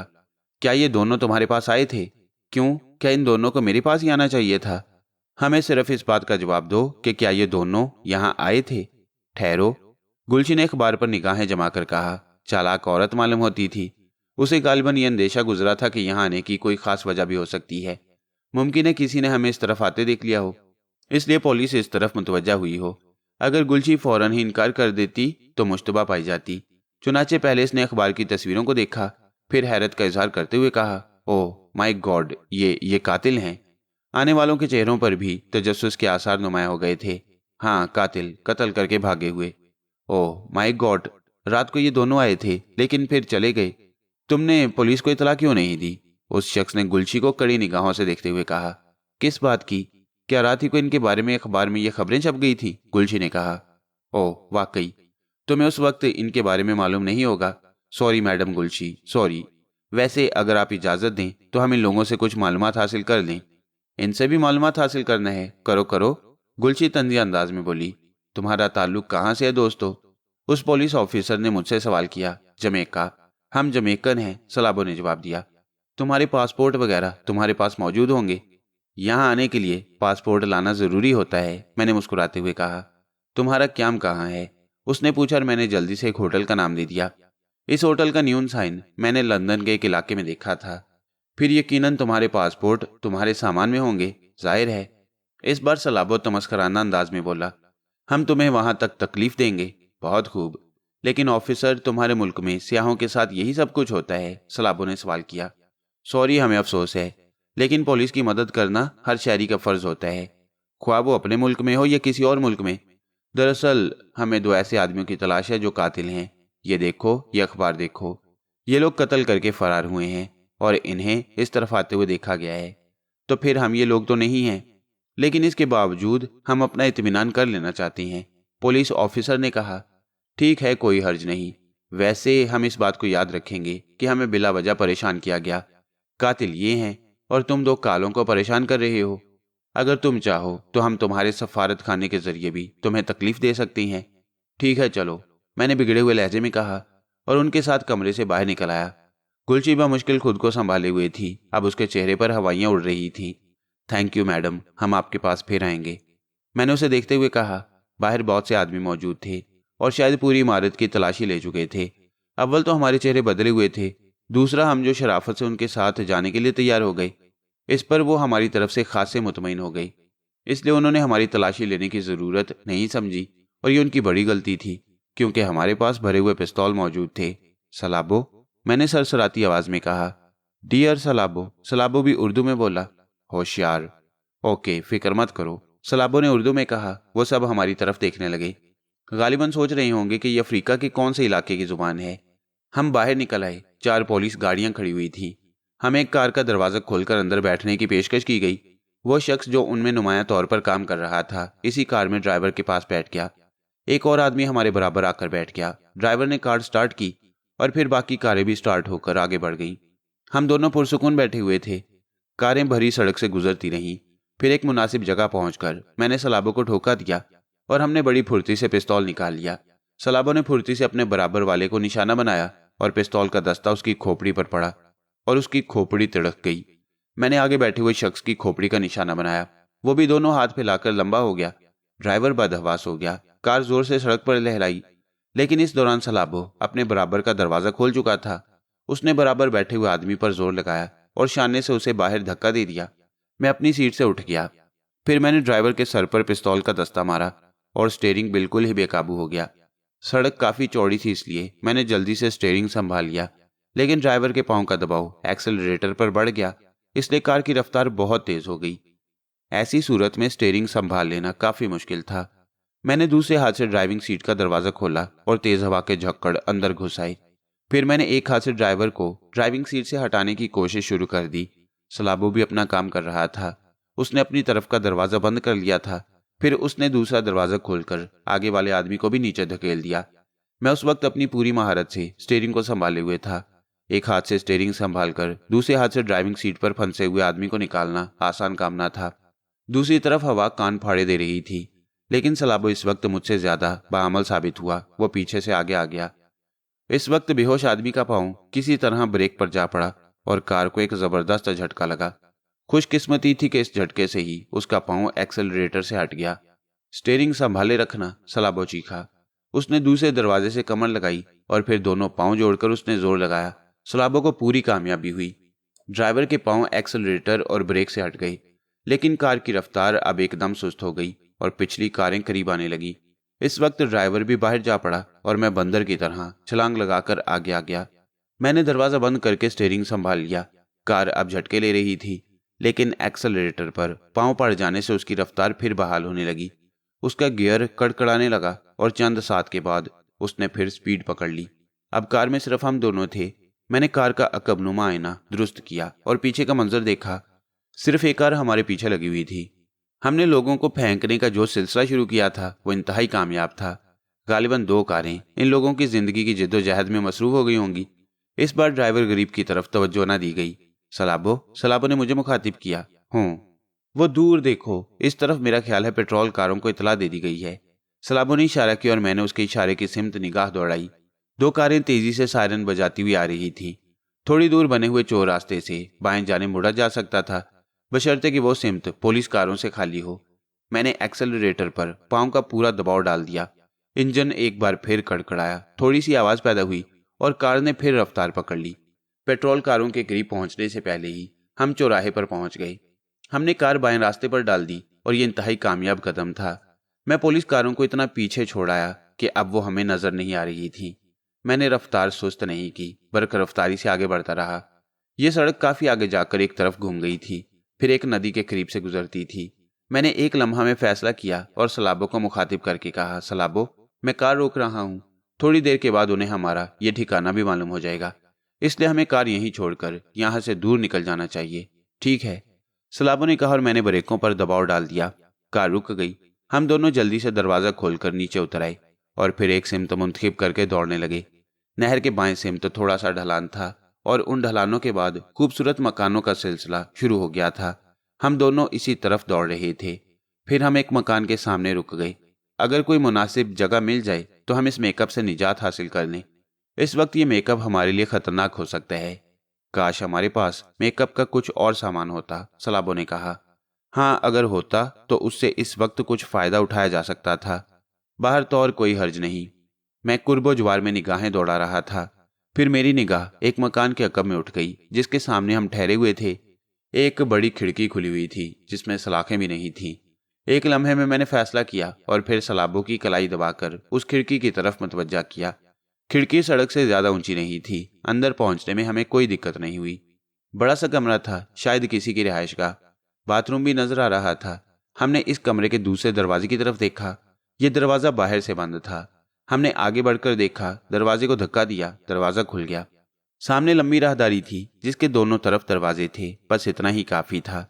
हमने ये दरवाजा दोबारा बंद कर दिया और फिर हम लोग तेजी से घूमकर बाथरूम की तरफ बढ़ गए। जल्दी जल्दी मुंह और गर्दन वगैरह धोई, फिर तौलिया से खुश्क करके मुतमईन हो गए। अब हम अपनी असली शक्लों में थे और यही तस्वीर अखबारात में छपी हुई थी। सियाह मास्क हमने अपनी जेबों में ठूंस लिया था। फिर मैंने आहिस्ता से दरवाजा खोला और खिड़की के रास्ते बाहर निकल गई। लेकिन सूरत हाल काफी खौफनाक थी। इसका अंदाजा हम दोनों को बखूबी था। यूं करो सलाबो कि इस वक्त तुम अपनी असल पोजीशन में आ जाओ। क्या मतलब? मतलब ये कि हम में से अगर एक रह जाए तो फौरी तौर पर हम किसी तवज्जो का मरकज नहीं बन सकते। जबकि हमारी यकसा शक्लों की तस्वीरें अखबारात में छप चुकी हैं। अगर सिर्फ पुलिस वाले ही हमें देखें तो पहचान सकते हैं, आम लोग हमारी तरफ मुतवज्जा नहीं होंगे। वरना अगर तुम मेरे साथ होते हो तो हर शख्स हमारी तरफ मुतवज्जा होता है। गुड गुड, देखा ना, अकल इस्तेमाल कर रहे हो तो काम की बातें बता रहे हो। चलो चलते रहो, लेकिन ख्याल रखना मैं तुमसे ज्यादा दूर नहीं हूँगा। ओके, मैंने कहा और दूसरे लम्हे सलाबो मेरी नजरों से ओझल हो गया। मैं अब काफी मुतमईन नजर आ रहा था। मैं वहां से आगे बढ़ गया। हमारी पोजीशन इस वक्त वाकई बेहद मखदूश थी। जो कुछ कर चुके थे उसके तहत हमें देखते ही गोली मारी जा सकती थी। फौरी तौर पर मुझे अपनी भी शक्ल तब्दील कर लेनी चाहिए थी, लेकिन यह काम इतना आसान नहीं था। मैं चलता रहा। मुझे यकीन था कि सलाबो मेरे करीब ही मौजूद है। पुलिस की कारें अब इन अतराफ में मौजूद नहीं थी।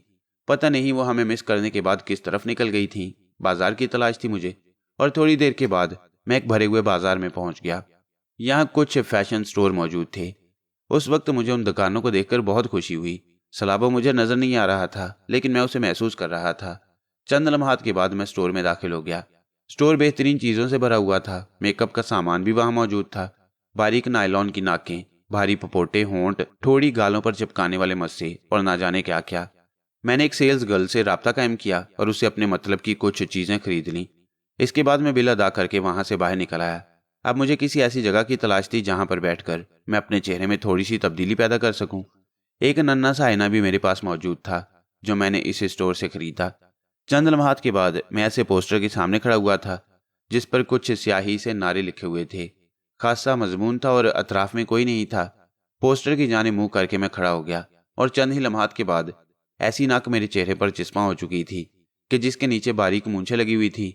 आंखों पर झिल्ली लगाकर मैंने पपोटों को भारी बना दिया, और यह काम बड़े आराम से कर लिया गया। अचानक अक्कब से किसी ने मेरे शाने पर हाथ रख दिया। मैं चौंक कर पलटा। फिर मैंने सुकून की गहरी सांस ली, क्योंकि हाथ रखने वाला नजर नहीं आ रहा था, और यह सलाबों के अलावा कोई नहीं हो सकता था। दूसरे लम्हे वो जाहिर हो गया और मुझे मुस्कुराती निगाहों से देखने लगा। क्यों, क्या ख्याल है? वेरी गुड, इंतहाई नफीस। मुझे यकीन है तुमने मेरे लिए भी इंतजाम किया होगा। हाँ भाई, क्यों नहीं। मैंने जेब से कुछ चीजें निकाल कर उसके सामने रख दी। वेरी गुड, मेरा ख्याल है यही मसरूफ हो जाओ। रेडीमेड मेकअप हमारे लिए बहुत कारआमद है। कम से कम अहले फनून की बात मुझे पसंद आई। मैंने कहा और सलाबो गर्दन हिलाने लगा। उसने भी अपने चेहरे पर वही मेकअप कर लिया। बाएं गाल पर स्याह मस्सा और जख्म का एक निशान जो प्लास्टिक के एक लाइन के चिपकाने से बन गया। फूली हुई नाक पर जो जरूरत से ज्यादा फूली हुई थी। होंठों का स्टाइल भी बदल गया। क्या ख्याल है? सलाबो ने मेरी शक्ल देखकर कहा। कमाल की चीज बन गए हो। चलो आओ, अब हमें परेशान नहीं होना चाहिए। मैंने कहा और हम दोनों आगे बढ़ गए, लेकिन चंद ही कदम चलकर मैं चौंक पड़ा। सलाबो लंगड़ा लंगड़ा कर चल रहा था। अरे, तुम्हारी टांग को क्या हुआ? मैंने पूछा। कुछ नहीं, दो आदमी में से एक को इस हद तक तब्दील होना चाहिए कि किसी को उस पर शुबा ना हो। वेरी गुड, वाकई तुम मुझसे ज्यादा ज़हीन हो, मैंने कहा, और सलाबो लखनवी अंदाज में झुक झुक कर मुझे सलाम करने लगा। मौजूदा कैफियत में हम दोनों मुतमईन हो गए। बस दिल नहीं चाहता था कि सलाबो मुझसे जुदा रहे। अगर वो गायब शक्ल में मेरे साथ चलता तो मुझे इतना मजा नहीं आता। हम दोनों टहलने के से अंदाज में चल पड़े। अचानक सलाबो ने अपनी जेबें थपथपाई और चौंक पड़ा। अरे यार, गड़बड़ हो गई। क्या? रकम रकम तो हमारी वहीं रह गई। ओह, मेरे पैसे मेरे लिबास में मौजूद हैं, जरा देखूं कितने हैं। मैंने कहा और अपनी जेब से नोटों की 2 गड्डियां निकाल ली। ये 2 गड्डियां नाकाफी हैं, बाहर तो और कोई बात नहीं। आगे चलकर कुछ ना कुछ बंदोबस्त कर लेंगे। और देखो, वो ग्रीनो का बोर्ड नजर आ रहा है। देखें तो सही, ये ग्रीनो क्या चीज है। हम दोनों होटल ग्रीनो की जाने बढ़ गए। चंद ही लम्हात के बाद हम ग्रीनो में दाखिल हुए और एक मेज के गिर्द आ बैठे। मैंने कॉफी का ऑर्डर दिया।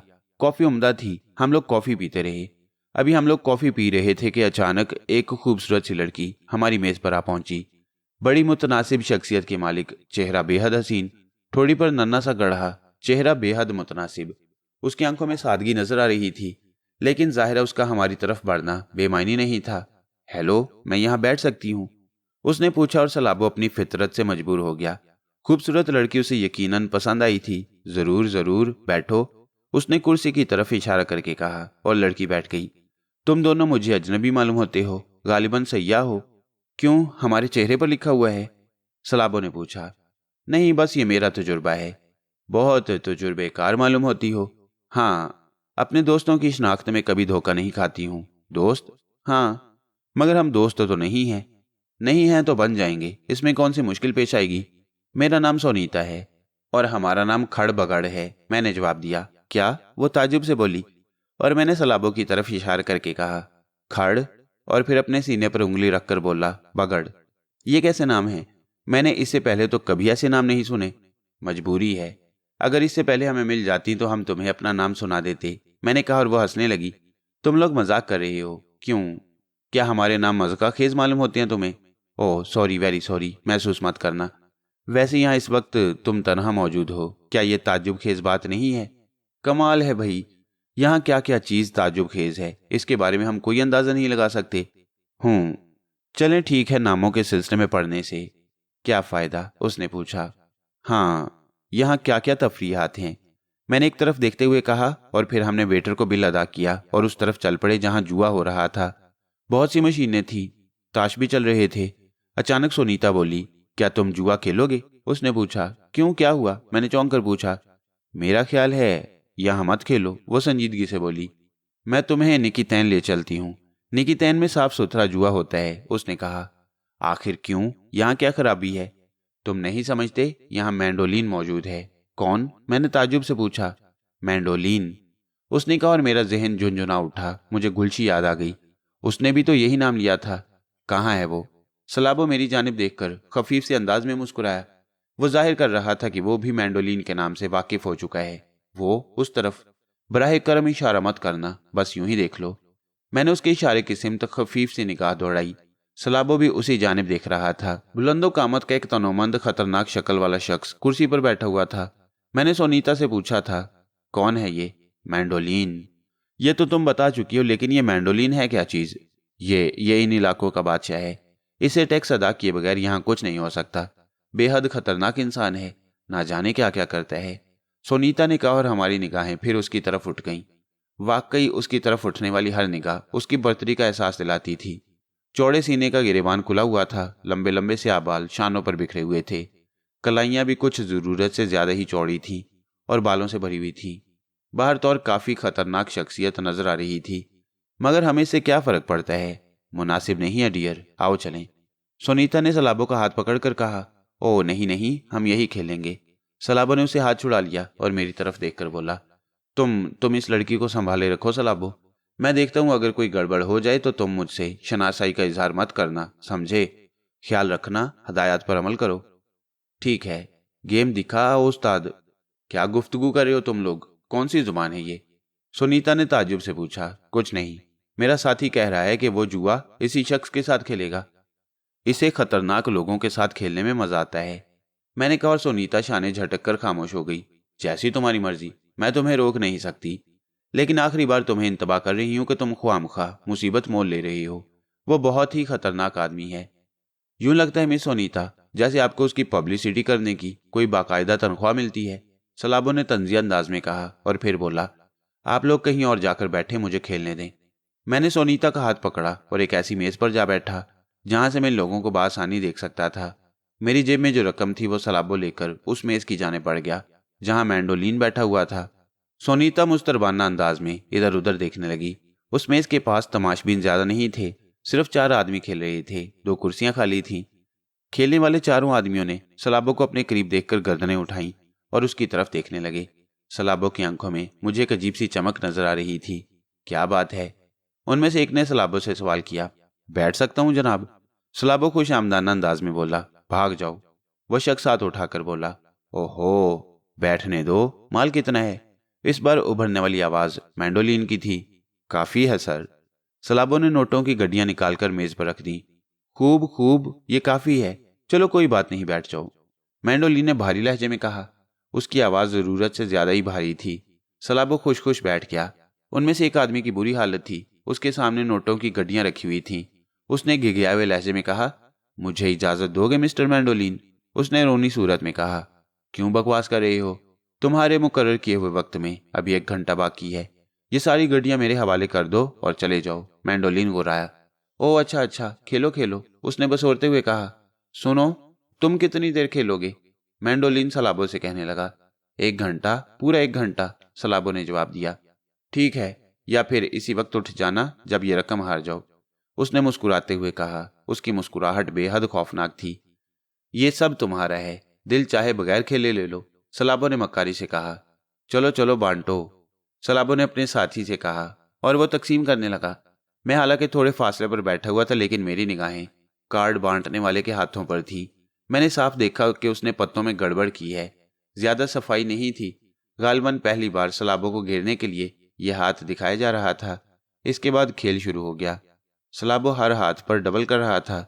उसके खेलने के अंदाज पर वो कुछ चकराए चकराए से लग रहे थे। एक एक करके सबने पत्ते फेंक दिए।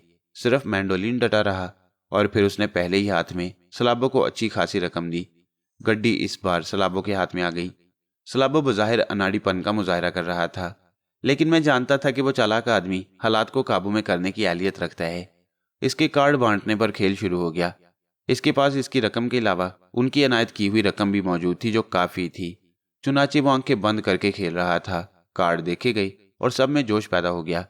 सब उम्दा खेल रहे थे, यहां तक कि वो शख्स के लाश हो गया जो पहले ही रो रहा था। अब मैं क्या करूं? उसने रुंधी हुई आवाज में कहा। घर जाओ, जाओ शाबाश, मैंडोलिन ने उसके सर पर हाथ फेरते हुए कहा और बहुत सी निगाहें उसकी तरफ उठ गईं। खेलने वाला जल्दी से खड़ा हो गया और फिर वो वहां से चला गया। चल जवान, शो ले ले, मैंडोलिन बोला। अब सिर्फ वो और सलाबो रह गई। तुम्हारी मर्जी है मैंडोलिन, मैं तो शो नहीं लेना चाहता, सलाबो ने कहा। चल चल, मैंडोलिन से मुंहमारी करना अच्छा नहीं होता। जैसी तुम्हारी मर्जी। सलाबो ने दोनों शाने हिलाए और शो की। रकम मेज पर डाल दी। मैंडोलिन ने अपने कार्ड सामने डाल दिए। वह मुस्कुरा रहा था, लेकिन सलाबो ने जब अपने कार्ड मेज पर डाले तो मैंडोलिन का चेहरा एकदम साकित हो गया।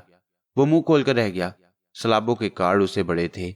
मैंडोलिन के साथी पहलू बदलने लगे, लेकिन मैंडोलिन के चेहरे पर कोई खास तासुर नहीं था। अलबत्ता इस बार उसने ताश खुद तकसीम किए। मेरी निगाहें ताश चेक कर रही थी। इस सिलसिले में किसी एक चीज की तो बात ही नहीं थी। सलाबो तो कुछ और ही गुर जानता था। वो कार्ड तो क्या, खुद मैंडोलिन की शक्ल में भी इजाफा कर सकता था। चौथा हाथ बटा और सलाबो के सामने रखी रकम में कुछ और इजाफा हो गया। अब मैंडोलिन के साथियों के चेहरे सुर्ख हो गए। शार्पिंग हो रही है बॉस, उनमें से एक ने गुर्रा कर कहा और सलाबो ने गड्डी पर से हाथ उठा लिए। मैंडोलिन ने निगाहें उठाई और सलाबो की तरफ देखने लगा। फिर वो भारी लहजे में बोला, क्या ये दुरुस्त कह रहा है? उसने पूछा। शार्पिंग क्या चीज होती है सर? सलाबो मासूमियत से बोला और मैंडोलिन के होंठों पर मुस्कुराहट फैल गई। बताओ भाई, उसने अपने साथियों से कहा और उसके तमाम साथी गुराते हुए खड़े हो गए। उन्होंने सलाबो से कहा, खड़े हो जाओ। इस तरह बताओगे तुम इसे? मैंडोलिन गुरा कर बोला और उसके साथी चौंक कर उसे देखने लगे। बैठ जाओ, वो फिर उसी अंदाज में बोला और उसके साथियों की जैसे हवा निकल गई। तुम भी बैठ जाओ और कार्ड बांटो, मैंडोलिन ने कहा और सलाबो फिर कार्ड बांटने लगा। मैंडोलिन अपने साथियों की जानिब देख रहा था। उसकी तवज्जो सलाबो पर नहीं थी। तुम लोग अंधे हो क्या? बॉस यकीन करो, शार्पिंग हो रही है, साबित करो, मैंडोलिन बोला और उसके साथी सलाबो की जानिब कीनातोज नजरों से देखने लगे। सलाबो ने कार्ड उनकी जानिब बढ़ा दिया और सहमे हुए लहजे में बोला, आप ही बांट दें जनाब, मैं आपके सामने कोई गलत हरकत कैसे कर सकता हूं? उनमें से एक आदमी ने सलाबो के हाथ से गड्डी ले ली। कार्ड हल्के से शफल किए और उन्हें काटने के लिए सलाबो की जानिब बढ़ा दिया। सलाबो ने अपना काम दिखा दिया। खेल शुरू हुआ। थोड़ी देर तक ब्लाइंड खेल होता रहा। फिर मैंडोलिन ने अपने कार्ड उठाए। 3-4 चालें चली। सलाबो ने भी अपने कार्ड इस तरह पड़े रहने दिए। मैंडोलिन ने कार्ड फेंक दिए और वो दोनों जमे रहे। नोट उसके सामने से गायब होते जा रहे थे। सलाबो के सामने क्योंकि अब अच्छी खासी रकम जमा हो गई थी, इसलिए अब उसे कोई परवाह नहीं थी। फिर उनमें से एक क्लाश हो गया। अगर तुम्हारी इजाजत हो तो मैं इसे कुछ दे दूं, मैंडोलिन ने सलाबो से पूछा। हाँ, इसमें क्या हर्ज है जनाब, सलाबो सादतमंदी से बोला और मैंडोलिन ने बहुत सी गड्डियां क्लाश हो जाने वाले साथी की तरफ सरका दी। फिर उन दोनों ने आपस में मुआहदा किया। उनमें से एक ने कार्ड फेंक दिए और दूसरे ने अपने सामने रखी हुई आखिरी पूंजी उठाकर सलाबो के सामने रखी और शो मांगा। सलाबो ने कार्ड उलट दिए। मैंडोलिन का साथी हार गया। उसका चेहरा सफेद पड़ गया। नामुमकिन, वह दांत भींच कर बोला और कुर्सी सिरकाकर खड़ा हो गया। उसकी आंखें खून की तरह सुर्ख हो गई थीं। मैं इसे कत्ल कर दूंगा, उसने गुर्राए हुए लहजे में कहा। विक्टर, मैंडोलिन सख्त लहजे में बोला। बॉस बॉस, आप यकीन करें, यह जबरदस्त शार्पर है। कार्ड तुमने बांटे थे लेकिन इसने काटे थे। आपके कार्ड भी तुम ही लेना, सलाबो सहमी हुई आवाज में बोला। मैंने इसे उठने के लिए कहा था। नहीं बॉस, लेकिन इतनी सी रकम के लिए तुम मेरे सामने मेरी इजाजत के बगैर खड़े हो सकते हो, मैंडोलिन उसी अंदाज में बोला। Sorry boss. वो फिर बैठने लगा। खड़े हो जाओ कुत्ते, मैंडोलिन घुराया और वो खड़ा हो गया। मैंडोलिन अब सलाबो का जायजा ले रहा था। फिर उसने मुस्कुराते हुए कहा, ये तुझे कत्ल कर देना चाहता है। नहीं नहीं, सलाबो कुर्सी से उठ खड़ा हुआ। और मेरी आंखें इंसान को टटोल लेती हैं, तू भी कमजोर नहीं है। मैंडोलिन मुस्कुराता हुआ बोला। बिल्कुल कमजोर नहीं हूं सर, सलाबो अहमकाना अंदाज में बोला। वो बेहतरीन अदाकारी कर रहा था, लेकिन वो लोग सलाबो को ताड़ रहे थे। तो फिर कत्ल हो जा। मैंडोलिन हंस पड़ा। तुम हुक्म देते हो चीफ तो ठीक है, सलाबो जल्दी से बोला। विक्टर, उसने अपने साथी को मुखातिब करके कहा। बॉस, चल इसे कत्ल कर, लेकिन तू कोई हथियार इस्तेमाल नहीं करेगा, समझा? मैं मुआफी चाहता हूं चीफ, विक्टर ने गिड़गिड़ाए हुए अंदाज में कहा। सुन, जो कुछ तुझसे कहा जा रहा है वो कर। और तू सुन, तेरा क्या नाम है दोस्त? मैंडोलिन ने सलाबो से पूछा। भगड़ भगड़, सलाबो जल्दी से बोला। क्या? भगड़? अजीब नाम है। बाहर तौर इसने तुझे कत्ल करने की धमकी दी है, इसे मार। मैंडोलिन जल्दी से बोला। लेकिन सुन, हथियार तू भी इस्तेमाल मत करना। मेरे पास तो सिर्फ पिस्तौल है, ये तुम रख लो, सलाबो ने कहा और अपना पिस्तौल निकालकर मैंडोलिन के हवाले कर दिया। मेरी समझ में नहीं आ रहा था कि ये होने क्या जा रहा है। दूसरी तरफ से सोनीता मेरे शाने पर हाथ धरे कह रही थी, ये तुम्हारा साथी पागल मालूम होता है। ओफो, इतनी बड़ी रकम जीतने के बाद इस किस्म की अहमकाना हरकत कर रहा है। इसे तो मैंडोलिन का सहारा लेकर यहां से निकल जाना चाहिए था। उस वक्त मैंडोलिन ने अपने दूसरे साथी से कहा, तुम इन दोनों की तलाशी लो और दूसरे लोग अब इस तरफ मुतवज्जा हो गए। खेल बंद हो गया था, लोग समझ गए थे क्या होने वाला है, इसलिए चौकन्ने भी हो गए। मैंडोलिन के साथी विक्टर के पास भी एक पिस्तौल और एक लंबा चाकू मौजूद था, जिसे निकालकर मैंडोलिन के साथी ने अपने कब्जे में ले लिया और फिर दोनों आमने सामने आ गए। मैं इस बात की तवक्को नहीं रखता था कि सूरत हाल कुछ ऐसी हो जाएगी। आम हालात में सलाबो बहुत ज्यादा ताकतवर नहीं था, लेकिन अगर दूबदू मुकाबला हो जाए तो वो जरा मुश्किल में फंस जाता था। लेकिन इस वक्त वो बड़ा मुतमईन नजर आ रहा था। फिर उसने आगे बढ़कर विक्टर को गिरबान से पकड़कर खींचा। विक्टर बैक वक्त खौफ और झिल्लाहट का शिकार था। सलाबो की इस हरकत पर आग बबूला हो गया और दीवानों की तरह उस पर टूट पड़ा। उसने ताबड़तोड़ सलाबो पर घूंसे मारने शुरू कर दिए, लेकिन दिलचस्प बात यह थी कि उसके मुक्के सिर्फ हवा में लहरा रहे थे। अभी तक सलाबो पर एक भी बार कामयाब नहीं हुआ। फिर सलाबो पोजीशन तब्दील करके मैंडोलिन के पास आ गया, जो इत्मीनान से मेज पर बैठा था। तू इसे मारता क्यों नहीं? मैंडोलिन ने गुर्रा कर कहा। तुम्हारी इजाजत के बगैर मैं हाथ नहीं उठा सकता चीफ, सलाबो कहने लगा। मार मार इसे, मैंडोलिन ने मेज पर हाथ मारकर कहा और दूसरे लम्हे सलाबो ने हाथ घुमा दिया। मैंने साफ महसूस किया था कि उसका हाथ विक्टर के चेहरे से कई इंच के फासले से गुजरा था, लेकिन विक्टर की शक्ल दूसरी तरफ घूम गई। वो चंद कदम पीछे हट गया। फिर उसने दोनों हाथ खड़े किए और जूडो कराटे की पोजीशन में आ गया। उसने मुंह से धाड़े निकाली और सलाबो पर हमला किया, लेकिन सलाबो हैरत अंगेज तौर पर फुर्ती का सबूत दे रहा था। यह भी उसकी कोई खासी कैफियत थी। उसने विक्टर पर निगाहें जमाई हुई थी और मैं समझ गया कि इस वक्त सलाबो अपनी कौन सी कुव्वत से काम ले रहा है। विक्टर की हर कोशिश नाकाम हो रही थी। सलाबो ने अपनी निगाहों की कुव्वत से वो हद मुकर्रर कर दी थी जहां तक विक्टर मार सकता था, और उसकी निगाहों की इस ठोस हद पर विक्टर के तमाम घूंसे और लातें वगैरह पड़ रही थी। इससे आगे उसकी तमाम कुव्वतें बेकार थीं। मैंडोलिन हैरत ज़दा निगाहों से ये जंग देख रहा था। उसके चेहरे पर दबे दबे जोश और मुसरत के आसार थे। ऐसा लगता था जैसे उसे अपने साथी के पिटने की जरा भी परवाह नहीं, बल्कि वो पीटने वाले के अंदाज से खुश हो रहा था। विक्टर पागल हो गया था। अगर उसे खड़े होने का मौका मिल जाता तो शायद वह इस वक्त मैंडोलिन की मौजूदगी भी भूल जाता और जो चीज हाथ लगती इस्तेमाल करता, लेकिन सलाबो ने उसे कोई मौका ही नहीं दिया। मैंडोलिन के इत्मीनान में अब भी कोई फर्क नहीं आया। नोटों की गड्डियां उसी तरह रखी हुई थी जैसे वहां मौजूद थीं। फिर सलाबो ने विक्टर के आखिरी जरब लगाई। शायद वो बेहोश हो गया था। मैंडोलिन के हाथों की तालियों की आवाज गूंजने लगी। सोनीता आंखें फाड़ फाड़ कर देखने लगी। मैंडोलिन ने सलाबो के शाने पर थपकी दी। मैंने गलत नहीं कहा था, तेरे अंदर छुपे हुए फनकार को मैंने देख लिया था। मैंने दौलत के लिए जंग नहीं की चीफ, सलाबो बोला। तू मुझे चीफ क्यों कह रहा है? मैंडोलिन बोला। बस दिल चाह रहा है चीफ, मैं तुझसे बहुत खुश हूं, उठा ले अपनी दौलत। मैंडोलिन ने अपने सामने की गड्डियां भी उन गड्डियों में शामिल कर दी और सलाबो ने नोटों के ढेर जमा कर लिए। फिर उसने वो ढेर मैंडोलिन की तरफ सिरका कर कहा, अगर बॉस के दिल में जरा भी शक व शुबा है तो ये गड्डियां वो जिसे चाहे दे सकता है। उठा ले मेरी जान, ये सब तेरे हैं। तूने मेरा दिल जीत लिया है, मेरा हुक्म है इन्हें उठा ले। मैंडोलिन ने कहा और उसके साथी ने नोट इकट्ठे करके सलाबो की तरफ बढ़ा दिए। बैठ जा, मेरे साथ खाना खा, मैंडोलिन ने कहा। बॉस, मेरे दो साथी भी हैं, सलाबो बोला। कहाँ है वो? वो लड़की और उसके साथ जो नौजवान है वो मेरे साथियों में से हैं। सलाबो ने मेरी तरफ इशारा किया और फिर मैंडोलिन हमें देखने लगा। ठीक है, बुला ले उन्हें भी, मैंडोलिन ने कहा और फिर वहीं से हाथ उठाकर हमें इशारा किया। मैं और सोनीता उसके पास पहुंच गए। मैंडोलिन सोनीता की तरफ देखने लगा, फिर बोला, मैं तुम्हें पहचानता हूँ लड़की। हाँ बादशाह, तेरी रियाया में से हूँ। तेरा साथी लाजवाब है, बैठ जा, तू भी बैठ जा। क्या नाम है तेरा? इस बार मैंडोलिन ने मुझसे पूछा। एल्बर्ट, मैंने जवाब दिया। और ये? इस बार मैंडोलिन सलाबो की तरफ मुड़ा था। इसका नाम माइकल है। खूब, तू भी इसी की तरह लाजवाब होगा, मैंडोलिन ने हंसते हुए कहा। उसका साथी विक्टर उसी तरह बेहोश पड़ा हुआ था। मैंडोलिन ने उसके बेहोश हो जाने के बाद एक बार भी उसकी तरफ नहीं देखा। फिर उसने हाथ उठाया और एक वेटर हमारे सामने पहुंच गया। अपनी पसंद का खाना तलब करो, मैंडोलिन बोला और वेटर ने मेन्यू हमारे सामने रख दिए। बॉस के हुक्म से। सलाबो पता नहीं क्यों मैंडोलिन को मक्खन लगाने पर तुला हुआ था।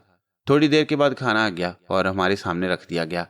खाओ, बेतकल्लुफ होकर खाओ। उसका साथी बेरों के लिए सर्विस कर रहा था। मैंडोलिन ने खुद भी हमारे साथ खाना खाया। वो बहुत खुश नजर आ रहा था। काफी देर तक वो हमसे गुफ्तगू करता रहा। फिर उसने कहा, अच्छा मेरी जान, अब मैं चलूंगा। कल सुबह 10-11 बजे तक तू अपने साथी के साथ मेरे पास आ जाना। लड़की, क्या नाम है तेरा? उसने सोनीता से पूछा। सोनीता हूँ बॉस। ठीक है, तू इसे मेरे पास लाएगी। जानती है मैं कहाँ मिलूंगा? जानती हूँ, सोनीता ने गर्दन झुकाकर कहा और मैंडोलिन खड़ा हो गया। उसे शायद बिल देने की ना तो आदत थी और ना जरूरत। वो उठकर बाहर चला गया। सोनीता बोली, प्लीज चलो, मेरा दिल घबरा रहा है। चलो, तुम्हारी मर्जी। मैंने शाने हिला दी और हम तीनों बाहर निकल आए। सोनीता से हमारा कोई खास ताल्लुक नहीं था, लेकिन चंद ही लम्हात के अंदर अंदर वो हमसे इस तरह घुल मिल गई जैसे हमारी बरसों पुरानी जान पहचान हो। हालांकि ये बात मैं भी जानता था और सलाबो भी जानता था कि वो एक पेशावर किस्म की लड़की है और कारोबारी अंदाज ही में हमारी जानें मुतवज्जा हुई थी। बाहर तौर हम काफी दूर निकल आए।